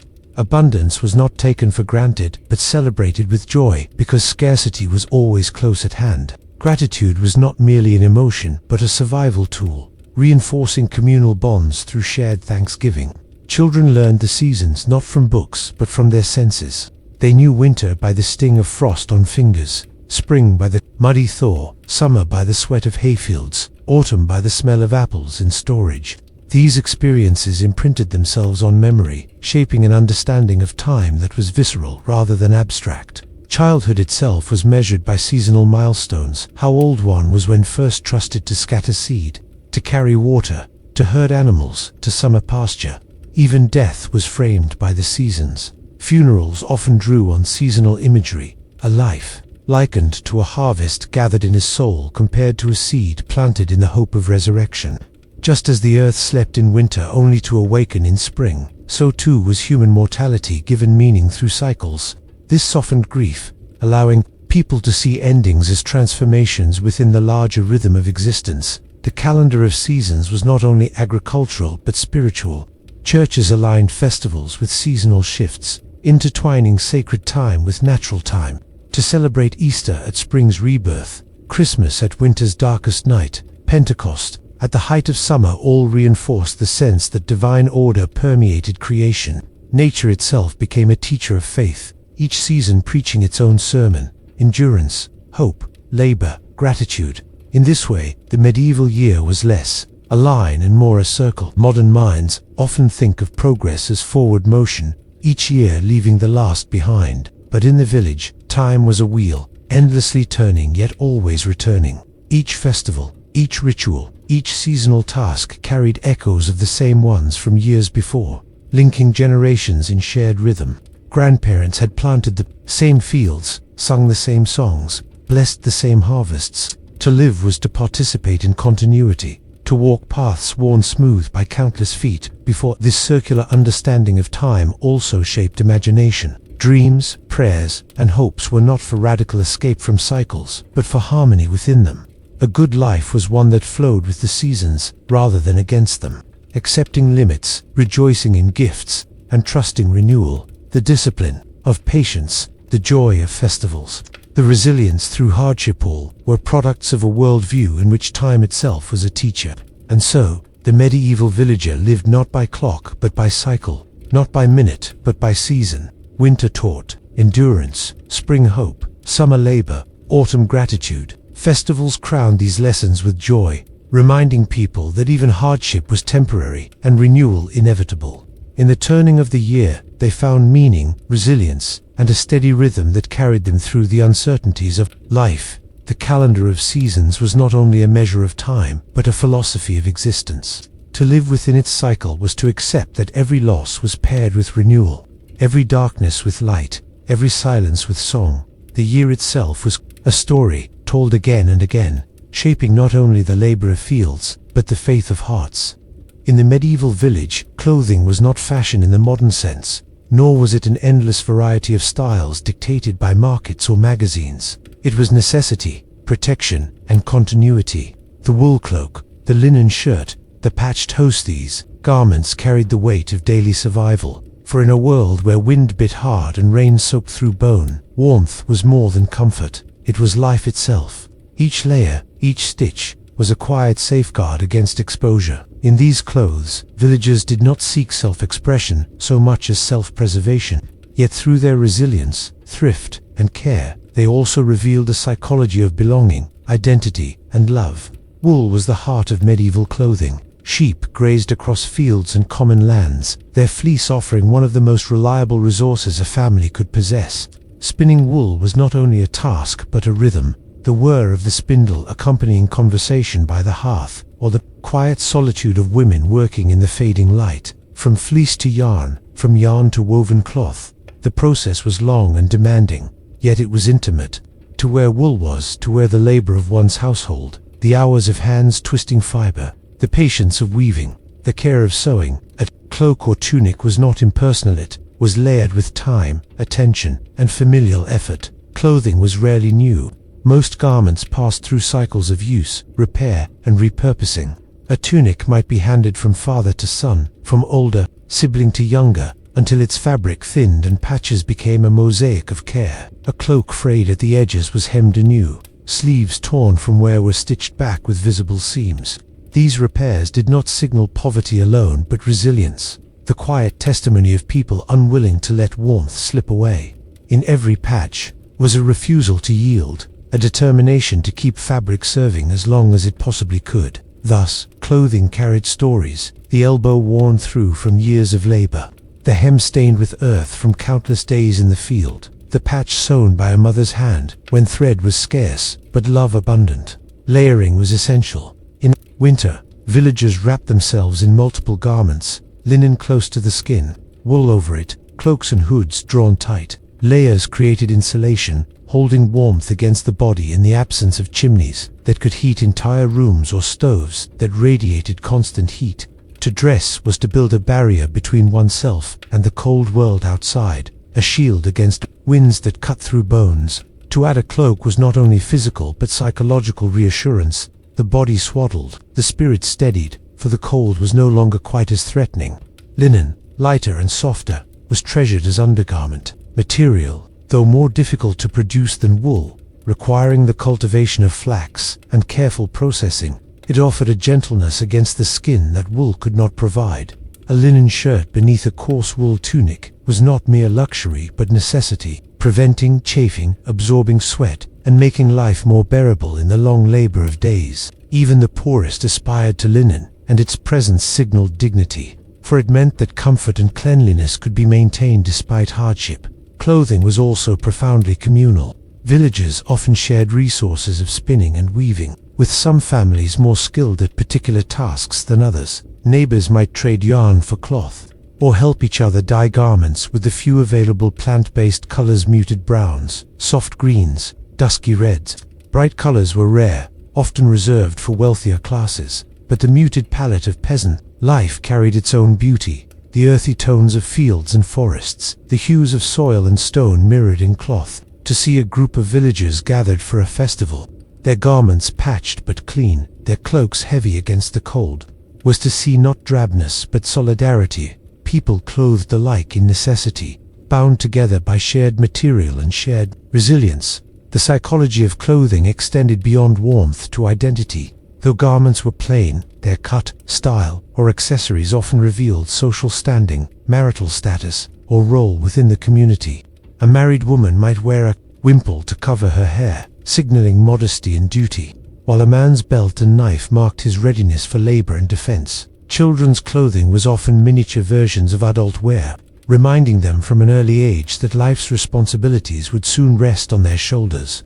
In these simple signals, clothing acted as language, speaking silently of position, duty, and belonging. Festive occasions brought out the best garments. Even in poverty, families reserved one tunic or cloak for Sundays or feast days, cleaned and mended with extra care. To dress well for holy days was not vanity, but reverence, a way of honoring the sacred by showing dignity. These garments, though few, lifted spirits, reminding villagers that life was not only toil, but also celebration. Clothing, then, was not static, it carried emotional weight, elevating mood when donned for special rituals. In winter nights, the importance of clothing became even clearer. Without central heating, people relied on layered garments, even in bed. Cloaks doubled as blankets, stockings were worn to sleep, and children were tucked under woolen coverings, made from worn-out tunics stitched together. To wrap oneself before sleep was to be wrapped not only in fabric but in care. The accumulated work of family members who had spun, sewn, and preserved these garments. Not just physical, but emotional. The reassurance of being guarded in the darkness. Symbolically, clothing was tied to morality and faith. Sermons often spoke of garments as metaphors for virtue, to be clothed in righteousness, to cast off the rags of sin, to wear the armor of faith.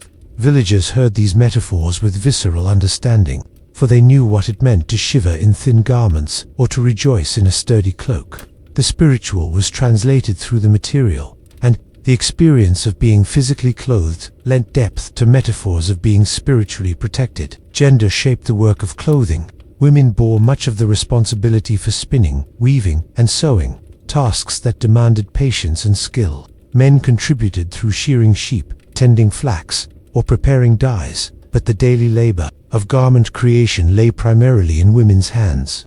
Clothing thus embodied their care. Every tunic or cloak, a testament to unseen hours at the spindle, loom, or needle. To clothe a family was not only to protect them from the elements, but to wrap them in visible expressions of love. The communal psychology of clothing extended into resilience during crisis. In years of famine or scarcity, garments often grew, thin, patched upon patched, until they were more mending than original cloth. Yet even then, they endured. Villagers learned to rework every scrap. Old tunics cut into children's clothes, worn-out cloaks sewn into blankets, threads salvaged. For future repairs, nothing was wasted, for every thread represented time, labor, and survival. This thrift was not stinginess but wisdom, born of a world where resources were fragile. In such ingenuity lay dignity, the refusal to surrender even when life grew hard. The symbolic weight of clothing also appeared in rites of passage. A child's first real tunic marked their transition from infancy into the shared labor of family life. A bride's wedding garment, though simple, carried hopes for fertility and prosperity. A shroud wrapped around the deceased carried both mourning and continuity, clothing the body one last time before returning it to the earth. In each of these moments, fabric was more than material. It was memory, meaning, and marker of life's stages. To wrap oneself in wool was to wrap oneself in safety. Villagers might not articulate it in words, but they felt it in their bones. Warmth calmed fear, steadied the mind, allowed sleep to come. Cold gnawed at not only the body but the spirit, bringing despair, sapping energy, whispering of death. Warmth, by contrast, reassured, reminded the heart that survival was possible, that tomorrow could still be faced. Thus, clothing was not only fabric against skin, but also shield against anxiety. The comfort of warmth reached beyond the individual to the communal. On bitter winter days, families huddled together, cloaks overlapping, shared heat mingling. Garments facilitated this closeness, making the hearthside gatherings survivable. The psychology of warmth was also the psychology of community. Together, wrapped in wool and in one another's presence, people endured what alone might have broken them. Even the act of mending carried psychological power. To stitch a hole was to declare that life would go on, that a garment would not be abandoned, that the wearer was still worthy of care. Every patch affirmed endurance. Families who patched together their garments were also patching together their survival, sewing resilience into every seam. Clothing thus became narrative of hardship endured, of love expressed, of survival secured one stitch at a time. When we look at medieval villagers through the lens of their clothing, we see not drab poverty, but profound wisdom. They understood that warmth was life, and life required care, thrift, patience, and love. Their garments, though plain, were full of meaning, practical shields against weather, symbols of identity, vessels of memory, and expressions of resilience. To clothe the body was to guard the spirit, to preserve not only warmth but hope. And so, in every tunic spun at home, in every cloak patched at the hearth, in every linen shirt carefully washed, the medieval villager wrapped themselves, not just in fabric but in the collective strength of family and community. Clothing was not fashion but philosophy, a lived understanding that warmth is safety, thrift is dignity, and every stitch is a thread in the fabric of resilience.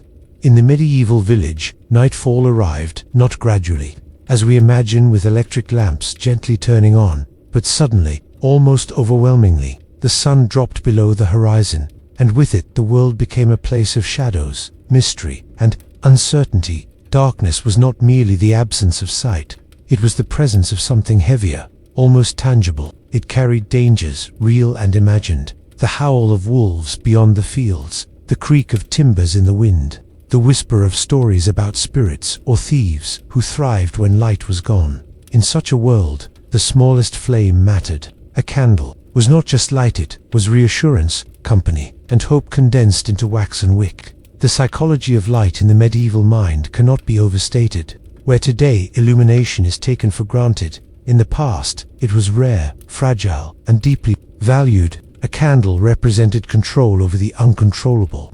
When a wick was lit, shadows retreated, and fear diminished. The flickering glow softened the edges of reality, calming the nervous system and quieting the imagination. The flame was more than physical, it was psychological security, a reminder that humankind could carve out a small sanctuary against the immensity of the night. Candles came primarily in two forms, beeswax and tallow. Beeswax, golden and sweet-smelling, burned brightly and cleanly. Its flame was steady, its smoke minimal, its scent pleasant. Yet beeswax was costly, often reserved for churches, monasteries, or wealthier households. To see a beeswax candle was to encounter a form of luxury, a sign of sanctity or prosperity. In cathedrals, hundreds of beeswax candles illuminated altars, filling the air with radiance that villagers associated with the divine. To stand in such light was to feel closer to heaven, for here was brightness unachievable at home, a vision of eternity set against the shadows of daily life. Tallow, by contrast, was the everyday candle of common folk.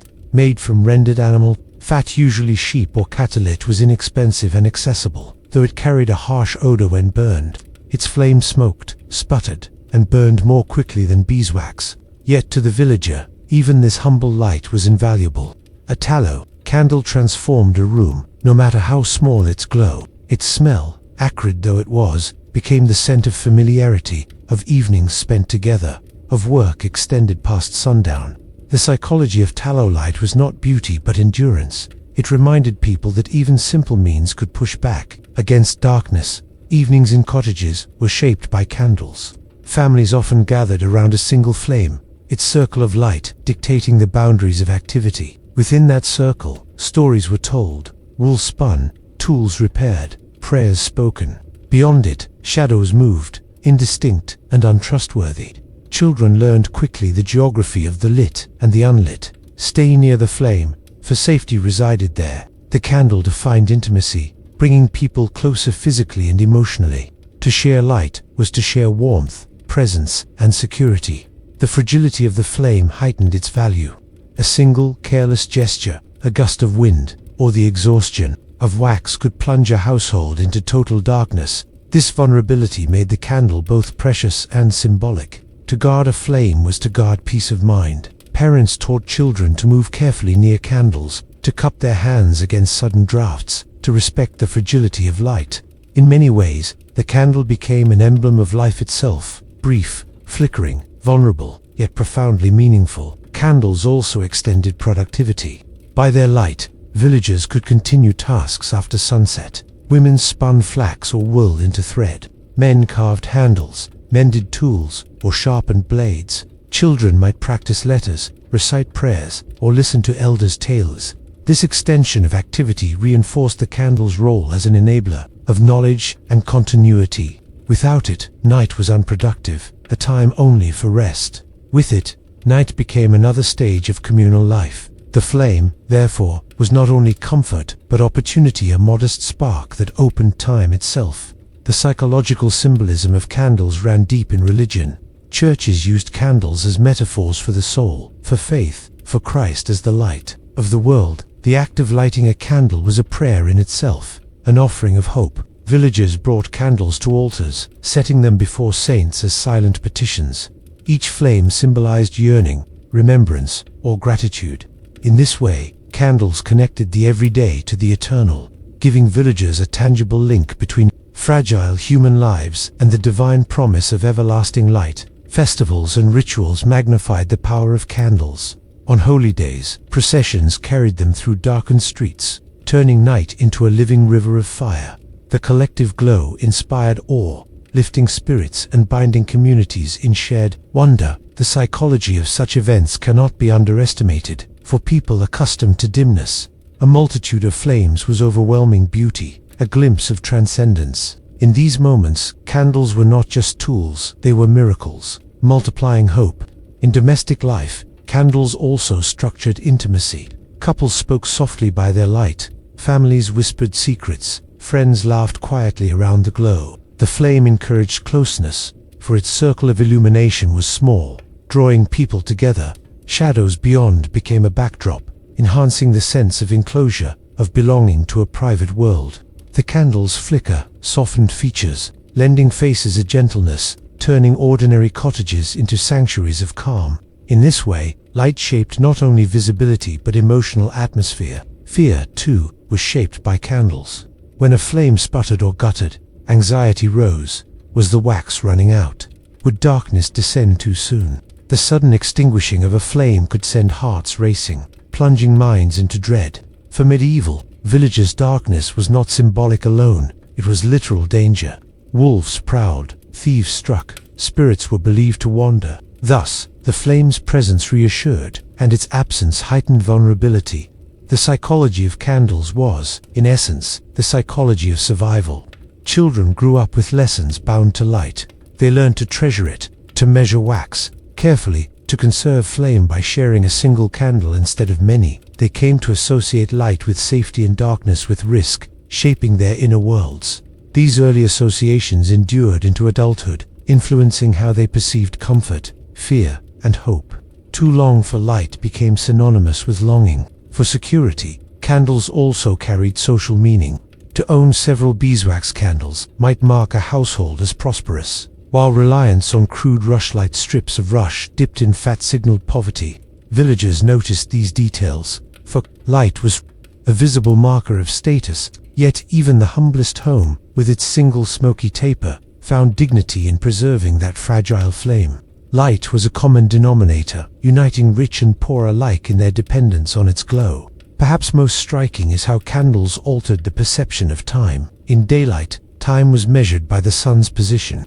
At night, by the dwindling length of a candle. Each inch consumed was an hour lost, each stub a reminder of life's brevity. Villagers often spoke of lives as candles lit at birth, burning steadily or unevenly extinguished at death. The metaphor was not poetic abstraction, but lived reality. Watching a candle burn down, one could not help but feel the parallel with one's own existence. This awareness deepened the psychology of gratitude. Every moment of light was valued because it was fleeting. Families cherished evenings of laughter around a flame, knowing the wax would not last forever. Light's impermanence taught contentment, reminding villagers to savor the present. Candles, in their quiet way, were teachers of mindfulness, drawing attention to the preciousness of each hour. The candle's role in shaping imagination was profound. In its flickering glow, shadows stretched and shifted, becoming creatures, landscapes, or spirits in the minds of children. Storytelling thrived in this interplay of light and dark. Elders told tales of saints, heroes, or ghosts, their words animated by the shadows cast across walls. The flame became both stage and actor, deepening drama and inspiring awe. Thus, candles did not only illuminate, they created worlds of imagination that bound communities through shared stories.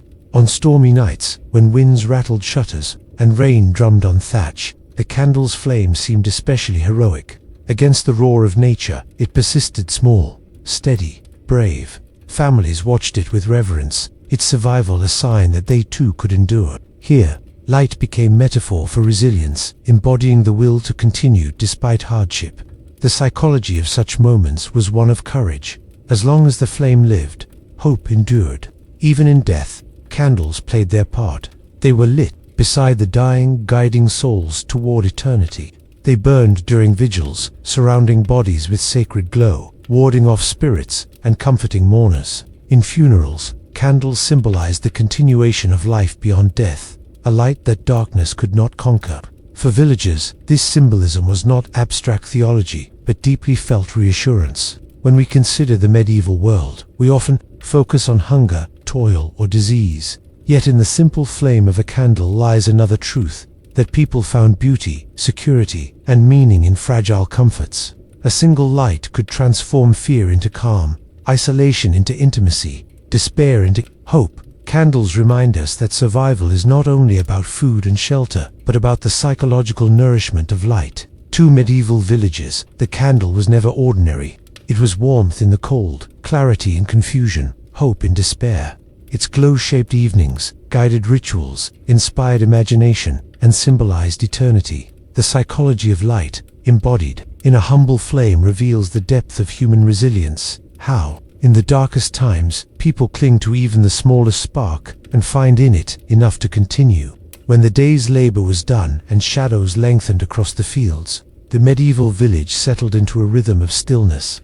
The clatter of tools ceased, the oxen were led into stalls, and the air grew quiet save for the occasional bark of a dog or the distant hoot of an owl. Yet within cottages, barns, and common yards, another kind of sound arose, a sound that was not noise but melody. Music, in its simplest forms, entered the silence of night like a gentle companion. It might be the faint pluck of a lute, the low hum of a shepherd's tune, or the wooden whisper of a flute carved by hand. Though modest in scale, music transformed quiet spaces into places of warmth, reminding villagers that life was not only toil but also harmony. The psychology of music in the medieval world cannot be separated from its scarcity. Unlike our modern world, filled with constant background sound, villagers often lived in near silence once work was done. Into this silence, a song carried extraordinary weight. A single melody could brighten spirits, chase away loneliness, or bind people together in shared rhythm. Where silence isolated, music connected. The act of singing, humming, or playing was more than entertainment. It was a survival strategy. For the soul, turning hardship into beauty. Instruments themselves reflected the simplicity of village life. The lute, with its rounded body and strings of gut, was among the most beloved. Its tones were gentle, intimate, capable of carrying sorrow or joy. To sit by firelight, strumming softly, was to weave sound into the evening air, like threads into cloth. The flute, carved from wood or bone, spoke in a different voice, airy, light, sometimes wistful. It was often the instrument of shepherds, its notes floating across pastures as sheep grazed. The drum, fashioned from stretched hide over a wooden frame, gave rhythm to gatherings, its steady beat anchoring dances and celebrations. These instruments were not sophisticated by courtly standards, but they were enough. Their music fit the scale of village life, humble, heartfelt, and deeply human. Even more common than instruments was the human voice. Singing required nothing but breath and memory, making it the most accessible form of music. Work songs accompanied the sowing of seed, the reaping of grain, or the turning of soil. Their rhythm kept laborers in sync, easing the monotony of long hours. A field full of voices was less lonely, less heavy. The tune reminded each worker that they were part of a community, not isolated in struggle. In this way, music carried psychological weight beyond pleasure. It alleviated fatigue, knit individuals into groups, and turned labor into something more bearable. Songs also carried knowledge. Ballads told stories of saints, heroes, or local legends, passing down wisdom and memory from one generation to the next. Children learned history not from books but from verses sung by elders. In the dim light of cottages, families gathered to hear tales of love, loss, and triumph, set to melody. These songs preserved identity, ensuring that even in the face of poverty or disaster, the community's stories endured. Psychologically, this strengthened resilience. To know one's past was to have roots, and to have roots was to withstand storms. Music's role in ritual was profound. Births were welcomed with lullabies, soothing infants into the rhythm of life. Weddings were marked by joyous tunes played on fiddles or sung by friends, turning private unions into communal celebrations. Death, too, was accompanied by music. Dirges sung softly as bodies were carried to burial, chants echoing in church halls, the final sound a soul might hear before leaving the world. In each stage of existence, music gave voice to emotions too deep for words. It allowed villagers to grieve, rejoice, or hope together, binding their inner worlds to the shared life of the community. Religious music elevated this connection further. The chant of monks in distant monasteries inspired awe, while village churches echoed with hymns sung in unison. Here, music was prayer transformed into sound. It carried petitions upward, filled stone walls with sacred resonance, and reminded villagers that even their small lives were part of something vast. The psychology of religious song lay in its ability to dissolve individuality. One voice became many, and many became one. To sing in church was to feel less alone, to stand within a current of harmony that stretched from earth to heaven. Yet music was not only solemn. In taverns, songs rang loud and rough, carried on the fumes of ale. Laughter and melody mingled, as men clapped their hands, stamped their feet, and joined in choruses known to all. These moments of music loosened burdens, giving villagers a taste of joy in lives often constrained by hardship. In festivals, too, music turned streets into rivers of soundpipes and drums urging dancers to whirl. Bells ringing, voices rising together. The psychology of festive music lay in release. It gave permission to forget toil, to embrace play, to remember that life held delight as well as labor. For children, music was both play and education. They sang skipping songs, clapped out rhythms, and learned verses from their elders. In these games, they practiced memory, coordination, and social bonds. Music became a tool for growth, embedding lessons in joy. For parents, hearing children's voices was reassurance that life continued, that the future was being woven even in hardship. The quietest music, perhaps, was the hum of a solitary voice, a mother crooning to her baby, a shepherd whistling on a hillside, a tired laborer humming as he mended tools. These sounds were not meant for performance but for self-comfort. Psychologists today recognize the calming power of such self-made music, and medieval villagers understood it instinctively. To hum was to soothe the mind, to ease loneliness, to regulate emotion. In this way, music was medicine long before the word existed. Music also created memory. A tune heard in childhood could return decades later, carrying with it the faces and feelings of long-ago evenings. Villagers often marked seasons by songs, harvest chants in autumn, carols in winter, springtime dances in May. Each melody tied the present to the past, reminding people of continuity despite the fragility of life. The psychological effect was stability, though much could be lost. The songs endured, carrying the essence of the community forward. Instruments themselves became heirlooms, passed from hand to hand. A father's lute, worn smooth by years of use, became the son's, carrying not only wooden strings but the memory of evenings spent together. Such objects held emotional weight because they carried sound, the echo of a life once lived. To pluck a familiar chord was to summon the presence of the one who had played it before. In this sense, music bridged the gap between generations, keeping the dead alive in the living moment. Even silence was shaped by music.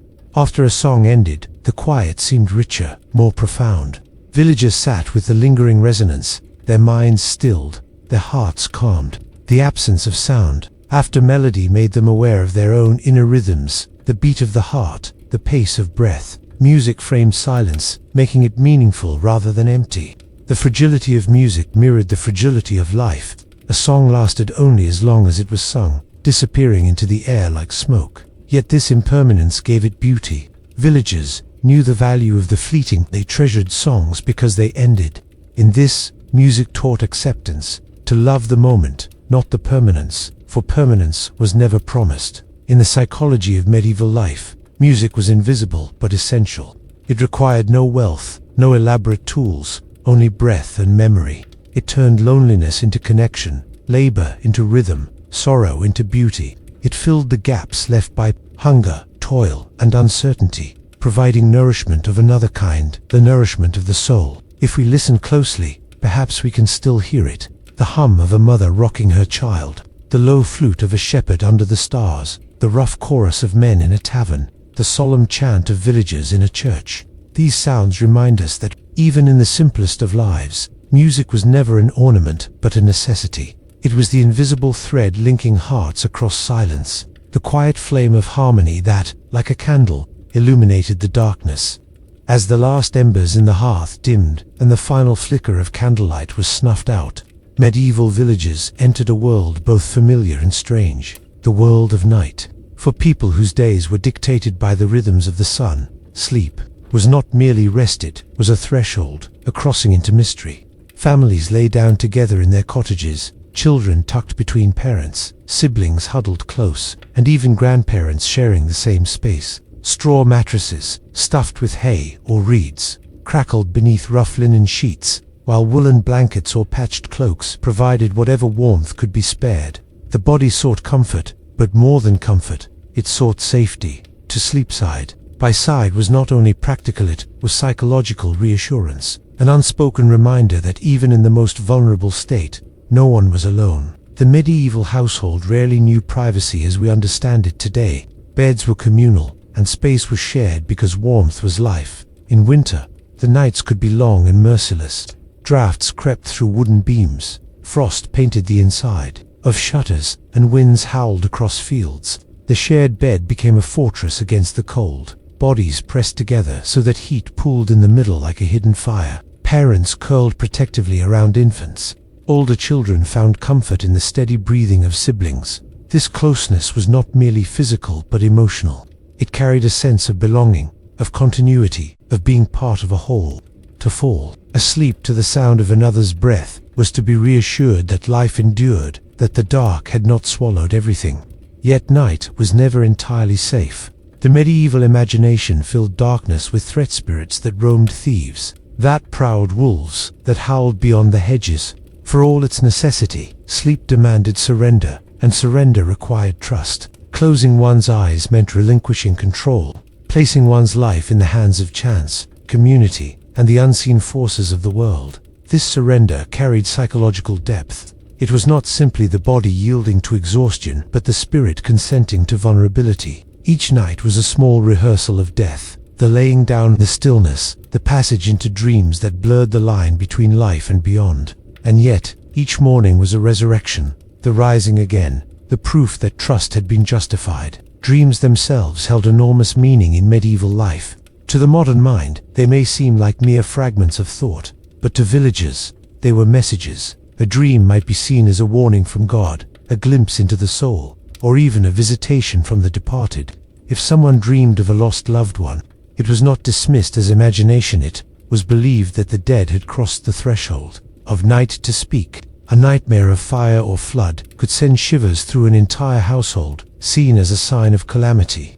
A dream of abundance, of fields heavy with grain, brought hope and courage. The psychology of dreams rested in their power to give meaning to the unexplainable, to transform random images into stories that shaped belief and action. Villagers shared their dreams in the morning, turning them into communal narratives. Around the hearth, one might recount visions of strange animals or encounters with angels. Children listened wide-eyed, learning that the invisible was as real as the tangible. In this way, dreams extended community beyond waking life. They were not private possessions but shared resources, shaping decisions, inspiring prayers, or provoking caution. A dream could alter how fields were planted, when journeys were made, or how marriages were arranged. In a world where uncertainty was constant, the dream offered a sense of guidance, however fragile. The fragility of sleep itself was well known. Nights were often broken by sudden noises, dogs barking at intruders, roosters crowing too early, or the restless movement of animals in barns. Infants cried, fevers rose, and cold drafts forced families to stir and adjust blankets. Unlike the uninterrupted slumber we imagine, medieval sleep was segmented. People often woke in the middle of the night, rising for a time before returning to bed. Some scholars call this first sleep and second sleep, a natural rhythm in a world ungoverned by artificial light. In those waking hours, prayers were whispered, quiet chores were done, or stories were told in the glow of embers. These moments blurred the boundary between day and night, rest and wakefulness, weaving together a rhythm that felt both strange and intimate. The psychology of these interruptions was complex. On the one hand, the brokenness of sleep mirrored the precariousness of life, never wholly secure, never wholly at peace. On the other, the night vigil, whether deliberate or accidental, carried spiritual weight.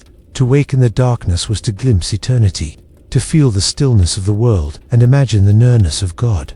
Many considered such hours sacred, a time when prayers might arise more purely because they came from silence. Thus, the fragility of sleep was not only a weakness but also a doorway into reflection. Fear and comfort existed side by side in the night. While children whispered about spirits or creatures in the dark, parents spoke softly, reassuring them. With lullabies or prayers, these bedtime rituals carried enormous psychological power.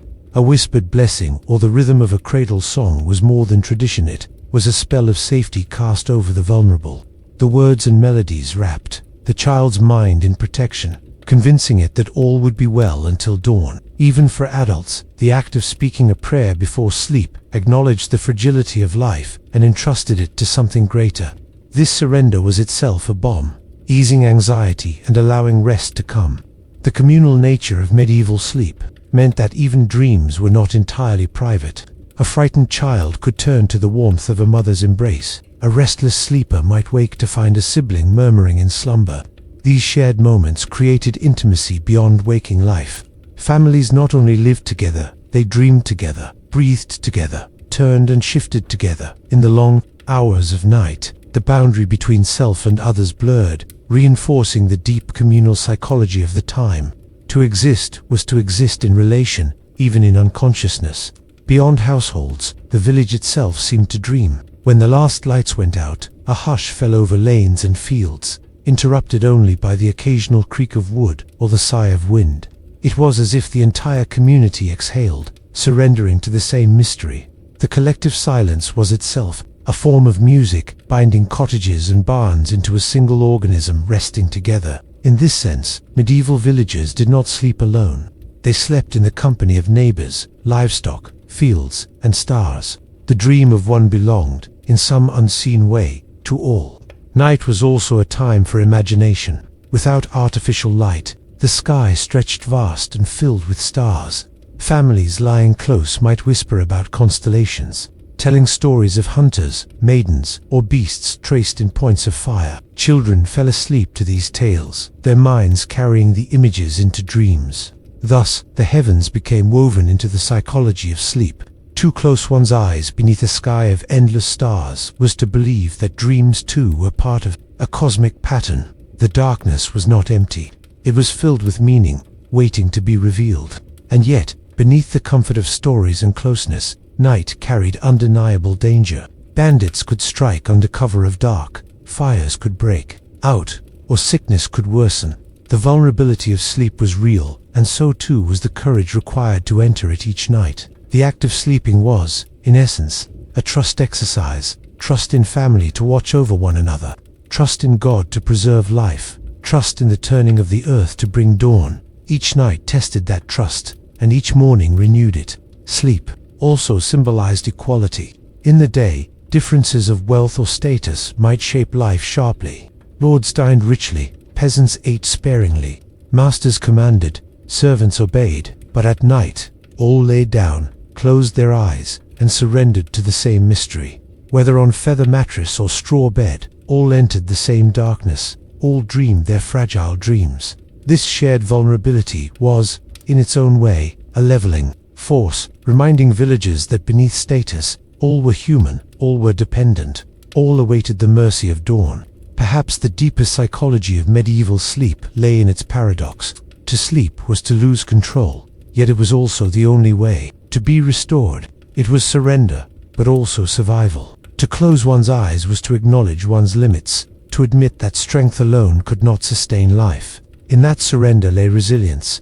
Each night was an act of trust, and each morning an act of renewal. The rhythm of sleep and waking trained minds to accept fragility without despair, to find courage not in mastery but in faith that the cycle would continue. In the end, medieval sleep was not simply about rest. It was about intimacy, trust, and meaning.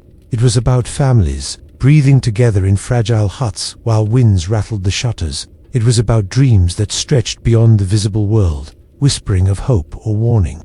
It was about fear confronted, vulnerability embraced, and renewal discovered. To sleep in the medieval world was to participate in a shared mystery, one that bound families, villages, and even the stars above into a single fabric of night. And when dawn came, it was not merely light that returned, but reassurance. Life had endured, trust had been rewarded, and the fragile act of surrender had once again carried them safely through the dark. At the heart of the medieval village stood a building unlike any other. While cottages slouched with thatched roofs and barns sagged under the weight of hay, the church rose steady and immovable. Its spire pierced the sky, a finger pointing toward heaven, visible from fields, paths, and even distant woodlands, where the rest of life felt fragile, harvests uncertain, seasons unpredictable, sickness always lurking. The church embodied endurance. Built of stone, often in the simplest hamlets, the only stone structure, it seemed to defy time itself. Children grew up measuring their years by the sound of its bells. Elders ended their lives within its shadow. In the psyche of the village, the church was more than a place, it was an anchor, mooring restless human existence to something larger, stronger, and eternal. The bells were the heartbeat of village life. They marked the hours of prayer, the call to mass, the toll of death, and the peal of celebration. To hear them was to be reminded that one belonged not only to a family or field, but to a whole community, woven together by sound. The bell's toll reassured the lonely that they were not alone, reminded the forgetful of duties, and called the wandering heart back to center. Even those laboring at the edge of the fields, backs bent under sun or rain, would pause and cross themselves at the familiar chime. Psychologically, the bells were a metronome of meaning, steadying the uneven rhythms of daily existence. Inside, the church was another world. Crossing its threshold meant leaving behind the mud of lanes, the smell of livestock, the chatter of markets. One stepped into cool silence, where stone absorbed noise and candlelight trembled against walls carved by generations of hands. The air smelled of wax, incense, and sometimes damp, a mingling of earth and heaven. For villagers whose lives were filled with toil, this interior offered rare stillness. The moment of kneeling on cold stone, hearing whispered prayers or chant, was itself a kind of healing, a reminder that existence was not only labor but also contemplation. In an age when the struggle for survival consumed so much attention, the church's silence carved out mental space. It offered refuge not just for bodies but for minds in need of rest. The rituals enacted there formed the skeleton of the year. Baptisms marked beginnings. Weddings bound families. Funerals gave closure to loss. Festivals like Easter and Christmas transformed the church into a stage of joy, while Lent and Holy Week drew the community into collective reflection. Each ritual reassured villagers that their personal joys and sorrows belonged within a greater pattern, sanctified and shared. To carry a child to the font was not only to give it a name, but to root its fragile life in divine story. To walk in procession with candles at midnight was not only tradition but proof that the darkness of the world could be pierced with light. The psychological weight of these rituals cannot be overstated. They turned private experience into communal meaning, preventing isolation and despair. The church also served as teacher. For many, unable to read or write, the sermons of the priest and the images carved into stone or painted on walls were the only lessons available. Biblical stories became familiar through stained glass, statues, or mystery plays performed on feast days. Adam and Eve, Noah and the flood, the Nativity, and the crucifixion were not abstract tales, they were lived through color and form. shaping imagination and morality alike. Children grew up seeing saints in niches and angels on frescoes. These images became part of their inner landscapes. Psychologically, the church nourished imagination as well as conscience. It gave villagers a symbolic vocabulary to process their own struggles, temptation, sacrifice, forgiveness, redemption. Yet the church was not only a source of comfort, it was also a compass of fear. The threat of sin, judgment, and damnation weighed heavily in sermons and confessions. Villagers were taught that their choices carried eternal consequences. This fear, though heavy, also provided structure. It guided behavior, discouraged theft, dishonesty, or violence, and encouraged charity, humility, and obedience. Fear and comfort intertwined like twin vines around the same stone pillar. To live under the gaze of God was both a burden and a blessing. A burden because no deed went unseen, a blessing because no suffering went unnoticed. In psychological terms, the church stabilized villages by creating boundaries. Even guilt or fear, unpleasant though they were, anchored people within a moral framework that gave life coherence. The sacraments in particular held profound psychological significance. Confession, for example, offered release. To whisper one's failings to a priest and hear the words of absolution was not only a ritual, it was catharsis. The weight of guilt could be lifted, replaced by the comfort of forgiveness. For those who carried the burden of secret mistakes, the act of naming them aloud was itself a healing. Likewise, the Eucharist, where bread and wine became the body and blood of Christ, allowed villagers to feel united not only with God, but with each other. To kneel side by side, receiving the same bread, erased divisions of wealth and status for a moment. This ritual communion soothed the human need for belonging, embedding each individual into the larger body of faith. The church also served as a timekeeper. Its calendar structured the rhythm of life, fasts and feasts, saints' days and holy days. These cycles created predictability in an unpredictable world. When crops failed or storms raged, the church's steady march of festivals reassured villagers that life still followed a divine order. Psychologically, such predictability was vital. It provided a sense of stability amid chaos, reminding people that time itself was sacred and purposeful. Each season was marked by ritual, weaving agricultural labor into spiritual significance. Planting and harvest coincided with prayers and blessings, so that even the most mundane tasks carried transcendent meaning. As anchor, the church extended beyond walls into the social fabric of the village. Disputes were settled in its shadow, oaths sworn upon its altar, and markets often held in its yard. The church was the backdrop of nearly every public event. This centrality reinforced the idea that faith was not a compartment of life, but its foundation. Psychologically, this integration prevented fragmentation. People did not live split lives, of sacred and secular. Rather, the sacred infused every corner of existence. The church ensured that life felt whole, its various parts tied together by a single thread of meaning. In times of crisis, the church was indispensable. During plague, famine, or war, villagers gathered within its walls to pray for deliverance. When death swept through households, the church offered burial rites and masses for the dead, assuring survivors that their loved ones had not vanished into nothingness. This assurance softened grief, giving sorrow a framework. Even despair was sanctified by ritual, made bearable by collective lament. In psychological terms, the church functioned as a container for trauma. It absorbed fear, loss, and uncertainty, transforming them into liturgy that could be carried by the community together rather than endured alone. Yet the church was not only about sorrow, it was also the site of joy. Bells rang out for weddings, banners unfurled for feasts, and children played in the churchyard. The solemnity of worship existed alongside laughter, music, and shared meals. This balance mirrored life itself, with its mixture of suffering and celebration. By holding both extremes within its embrace, the church affirmed that the full spectrum of human experience belonged within the divine plan. This inclusiveness made it truly an anchor, not by denying storms, but by steadying souls through them. The very architecture of the church reinforced its psychology. High arches lifted the gaze upward, drawing the mind toward heaven. Stained glass transformed sunlight into color, bathing worshippers in beauty. The solidity of stone suggested permanence in contrast to the fragility of wooden homes. Even the echo of voices in the nave reminded villagers that their prayers were magnified, joined with others, and carried heaven. To step inside was to be reminded physically, emotionally, and spiritually that one was part of something vast and enduring. For children, the church was a place of wonder. The flicker of candles, the rustle of vestments, the solemn intonations of Latin they did not yet understand all created an atmosphere of mystery. This early exposure planted seeds of reverence that shaped lifelong identity. For elders, the church was a final resting place. Many were buried in its yard, their names inscribed on stones that children read as they played.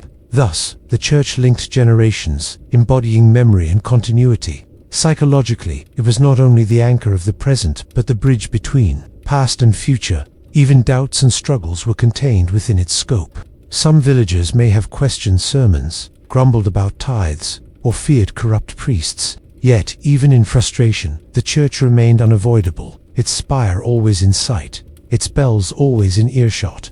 This constancy made it a psychological landmark. Like the horizon or the changing of seasons, it simply was a presence against which the individual measured life. Whether approached with devotion or hesitation, it remained the anchor, unshaken. In the end, the village church was far more than mortar and stone.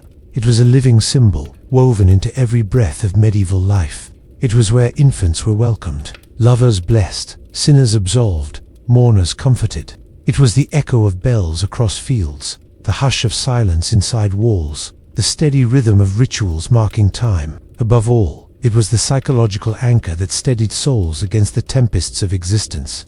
To belong to the village was to belong to its church, and to belong to the church was to feel one's life held within a larger plan. In this way, the church was not only a building but a compass, a comfort, and a home for the human spirit. Twilight was the hour when the day finally loosened its grip. After long hours of toil in field, pasture, or workshop, villagers turned their steps homeward, feet heavy but spirits eased by the certainty that the day's work was done. The setting sun cast its long golden shadows across furrows and meadows, softening even the roughest land. What in harsh daylight appeared demanding rows of crops, endless soil, wearying repetition took on a gentler tone beneath the lowering light. Dusk washed the world in calm, as if earth itself sighed after its labor. For those who lived close to the soil, twilight was not merely a time of day but a threshold, a moment that shifted the mind from exertion to release. It was both ending and promise, the end of today's struggle, the promise of tomorrow's renewal. The physical rhythms of evening were steady and familiar. Men returned with hoes and sickles slung over shoulders, boots caked in mud, arms streaked with sweat. Women gathered up tools, baskets, or the last bundles of herbs gathered at the hedge. Children, who had spent hours chasing each other or helping in smaller tasks, ran ahead toward hearth and food. Animals were secured, cows brought from pasture to byre, hens counted and closed within coops, dogs curled by doorways, sheep guided into pens. These small acts of containment reassured villagers that the boundaries of the day were complete, that all living things were safely enclosed against the coming dark. The psychological weight of these rituals was profound. To tether animals, latch doors, and cover wells was to anchor one's world against uncertainty. It was a gesture of closure, a quiet claim that order had been preserved. Fires were lit in cottages, their smoke rising in thin blue threads above thatched roofs.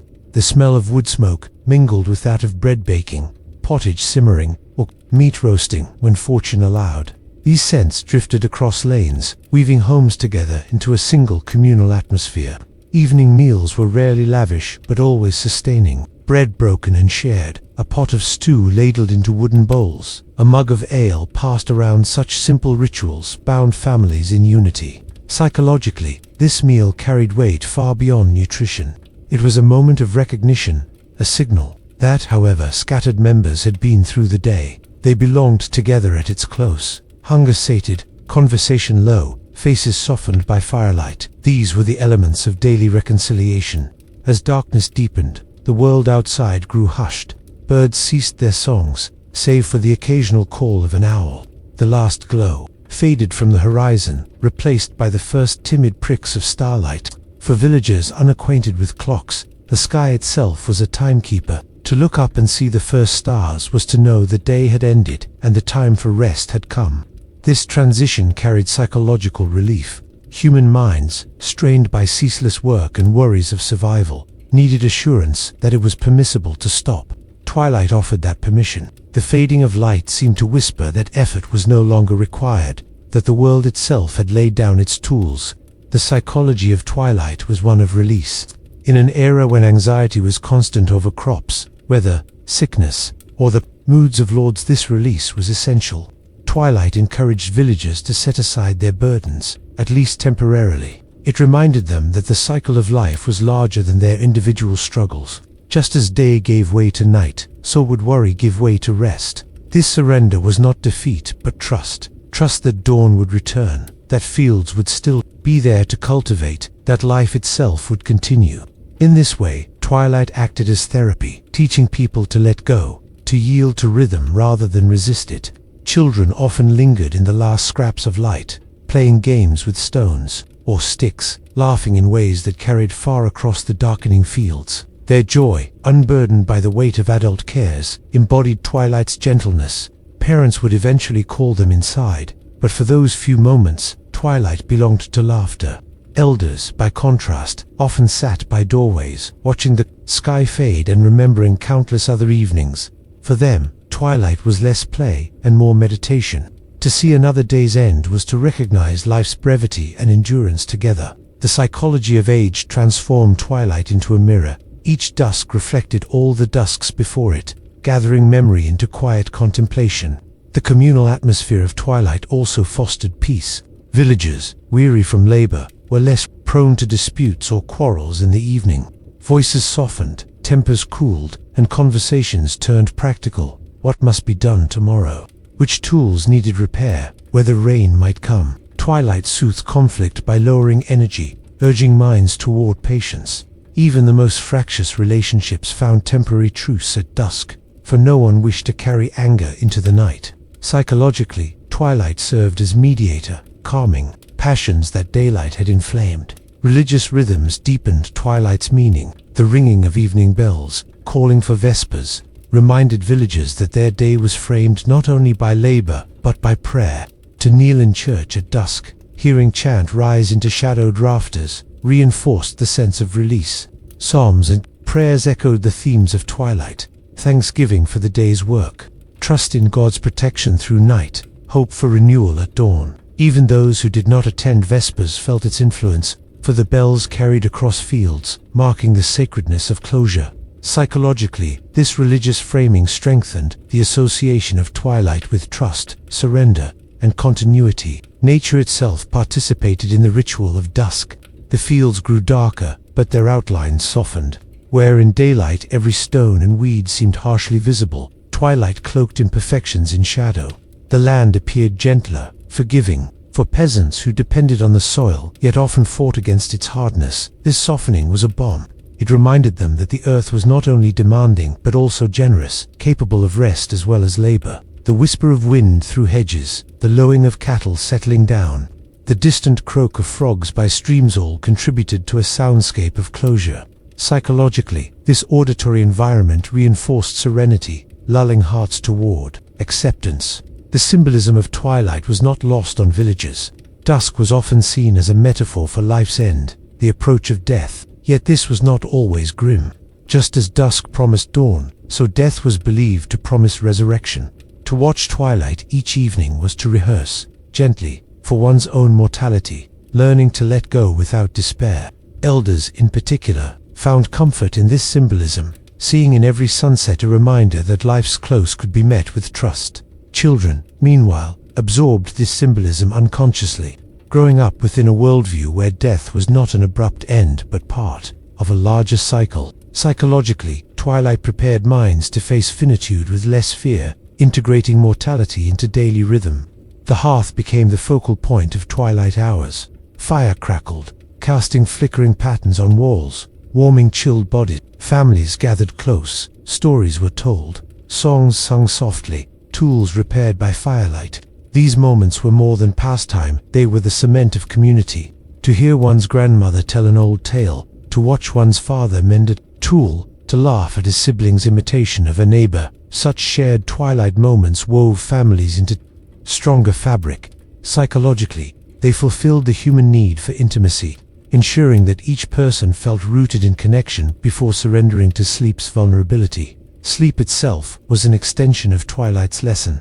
To close one's eyes in darkness required trust. Trust that the roof would hold, that danger would not intrude, that morning would come. Twilight prepared the psyche for this trust by softening awareness, quieting thought, and encouraging surrender. Without twilight's gradual easing, sleep might feel abrupt or unsafe. Thus, twilight was not merely the end of day, but the necessary bridge to rest. It trained bodies and minds to let go in stages, moving gently from wakefulness to slumber. Festivals amplified twilight's significance. On midsummer nights, when bonfires were lit and villagers danced until stars were thick overhead, twilight was a celebration. On winter evenings, when daylight faded early, twilight was a test of endurance, pressing people together around hearths. Seasonal variations gave dusk different colors, yet its psychological meaning remained consistent: release, closure, and trust in cycles. Whether short or long, warm or cold, twilight always whispered the same reassurance that life moved forward, by rhythm, not chaos. Even silence carried meaning. As the village quieted, as human noise subsided, the silence of twilight grew palpable. For many, this silence was itself sacred. It allowed thoughts to settle, hearts to open, prayers to rise, without words. Silence at dusk reminded villagers that they were part of something larger than themselves, vast world still humming beyond their control, yet somehow benevolent. Psychologically, this silence nurtured humility and awe, qualities that steadied the soul. In all these ways, twilight was more than an interval between day and night. It was a ritual in itself, a psychological anchor parallel to the church spire in the village center. While the church gave meaning to eternal life, twilight gave meaning to daily life. It reminded people that endings were natural, that rest was necessary, that cycles were trustworthy. Twilight reassured them that tomorrow would come, as it always had, and that they could surrender the day without fear. For the medieval villager, therefore, twilight over the fields was not simply a pretty scene, it was a profound psychological experience.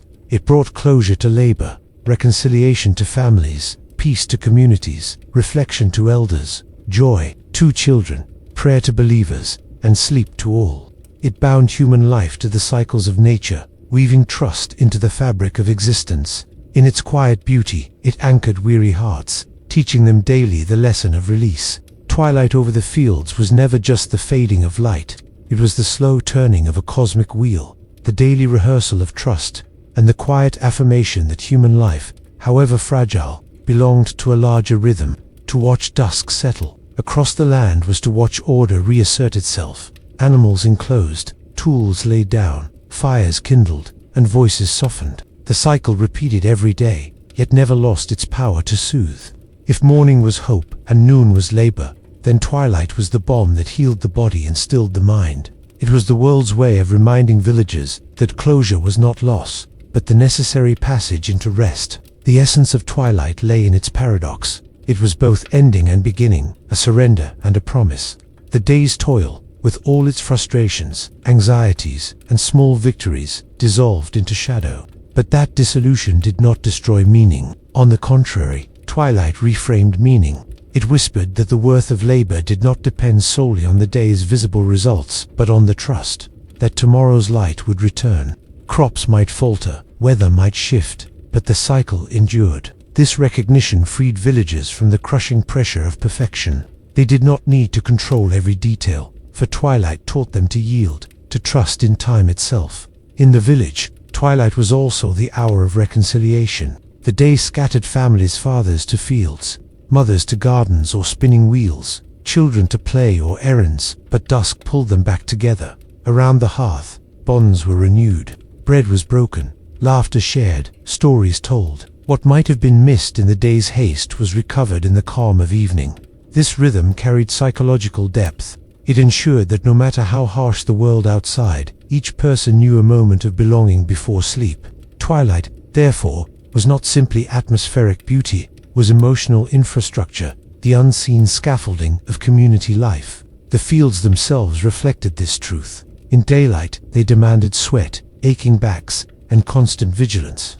but in twilight they softened, no longer urgent, no longer stern. Rows of wheat, furrows of soil, or meadows of grazing animals, all melted into shadowed outlines as if the earth itself relaxed. To the villagers, this transformation carried profound reassurance. The land was not an unrelenting master, but a partner capable of rest. Just as they set aside their tools, so too did the earth appear to set aside its demands. The psychological effect was powerful, for it linked human rhythms with natural ones. Work and rest were not human inventions but cosmic laws, written in soil and sky. Silence was another gift of twilight. After the shouts of work, the calls of children, and the ceaseless noises of labor, the hush of dusk descended like a benediction. It was not emptiness but fullness, a space in which the mind could hear itself again. For some, this silence carried prayer.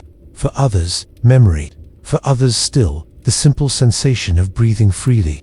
In that quiet, villagers rediscovered proportion. Their struggles, so vast by daylight, seemed smaller beneath the sky's fading colors. The universe stretched wide, stars shimmered faintly, and human worries shrank into their proper place. Twilight did not erase anxiety, but it reframed it within a horizon of mystery and continuity. For the elderly, twilight was especially poignant. Each evening was a reminder that life itself followed the same pattern: dawn, noon, dusk, and night. To watch the sun sink was to glimpse mortality, yet without despair. Just as the sun always returned, so too did faith whisper that death was not the final silence. Twilight was rehearsal for this acceptance, a gentle daily lesson in how to let go. For the young, the symbolism passed unnoticed, absorbed more in laughter and games. But for elders, twilight was a spiritual companion, teaching them to age with grace. Religious life deepened this symbolism. The evening bell, tolling across fields, reminded villagers that time belonged not only to toil but to God. Vespers carried themes of thanksgiving and trust, mirroring the natural rhythm of dusk. To pray at twilight was to align heart and cosmos, to acknowledge that the same hand which pulled the sun across the sky guided human fate. This sacred framing of dusk reinforced its psychological role. Twilight was not only closure but consecration. It gave divine meaning to ordinary rest, transforming nightly routines into rituals of faith. The hearth, glowing at dusk, completed the circle. Firelight bathed faces in warmth, connecting body and spirit. Families told stories, not only for entertainment but for identity. Legends, local histories, and small anecdotes all poured into the firelit air, weaving generations together. What daylight scattered, twilight gathered. These moments created memory, a thread stronger than hunger, weather, or labor. Psychologically, the hearth at dusk functioned as the anchor of belonging, the guarantee that one was not alone. To fall asleep after such communion was to fall asleep in trust. Thus, twilight was never empty. It was charged with meaning, with lessons repeated daily, yet never exhausted. It taught rest without guilt, trust without blindness, acceptance without despair. It was at once tender and vast, intimate and cosmic. For the villagers who lived by it, dusk was not simply the absence of light, but the presence of reassurance. It was the world's quiet promise: tomorrow will come, as it always has. What makes twilight enduring is that its lesson outlives the village. Though centuries have passed, though clocks now govern our lives and artificial light erases natural rhythm, the psychology of twilight remains. Even today, when dusk spreads across fields or cities, people feel the same hush, the same softening. Something ancient stirs in us, reminding us to let go, to gather with loved ones, to rest. Twilight transcends culture and time, because it speaks directly to the human condition. We are creatures of rhythm, and dusk is the rhythm's most merciful beat. In the end, twilight over the fields was more than a scene, more than a habit, more than a background to medieval life. It was a teacher, a healer, a companion. It gathered fatigue and transformed it into peace. It gathered fear and transformed it into trust. It gathered separation and transformed it into unity. Its beauty was not only in the colors of the sky, but in the way it touched human hearts, softening what was hard, closing what was open, quieting what was restless.